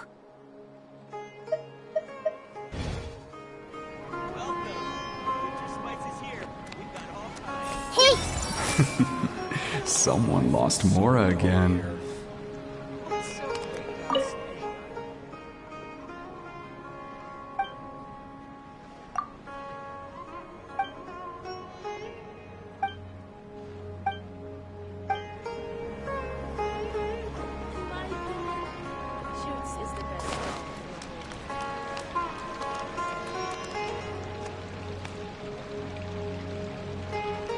I wonder if the treasures I discovered in my youth might have been left by Greater Lord Rukamifata.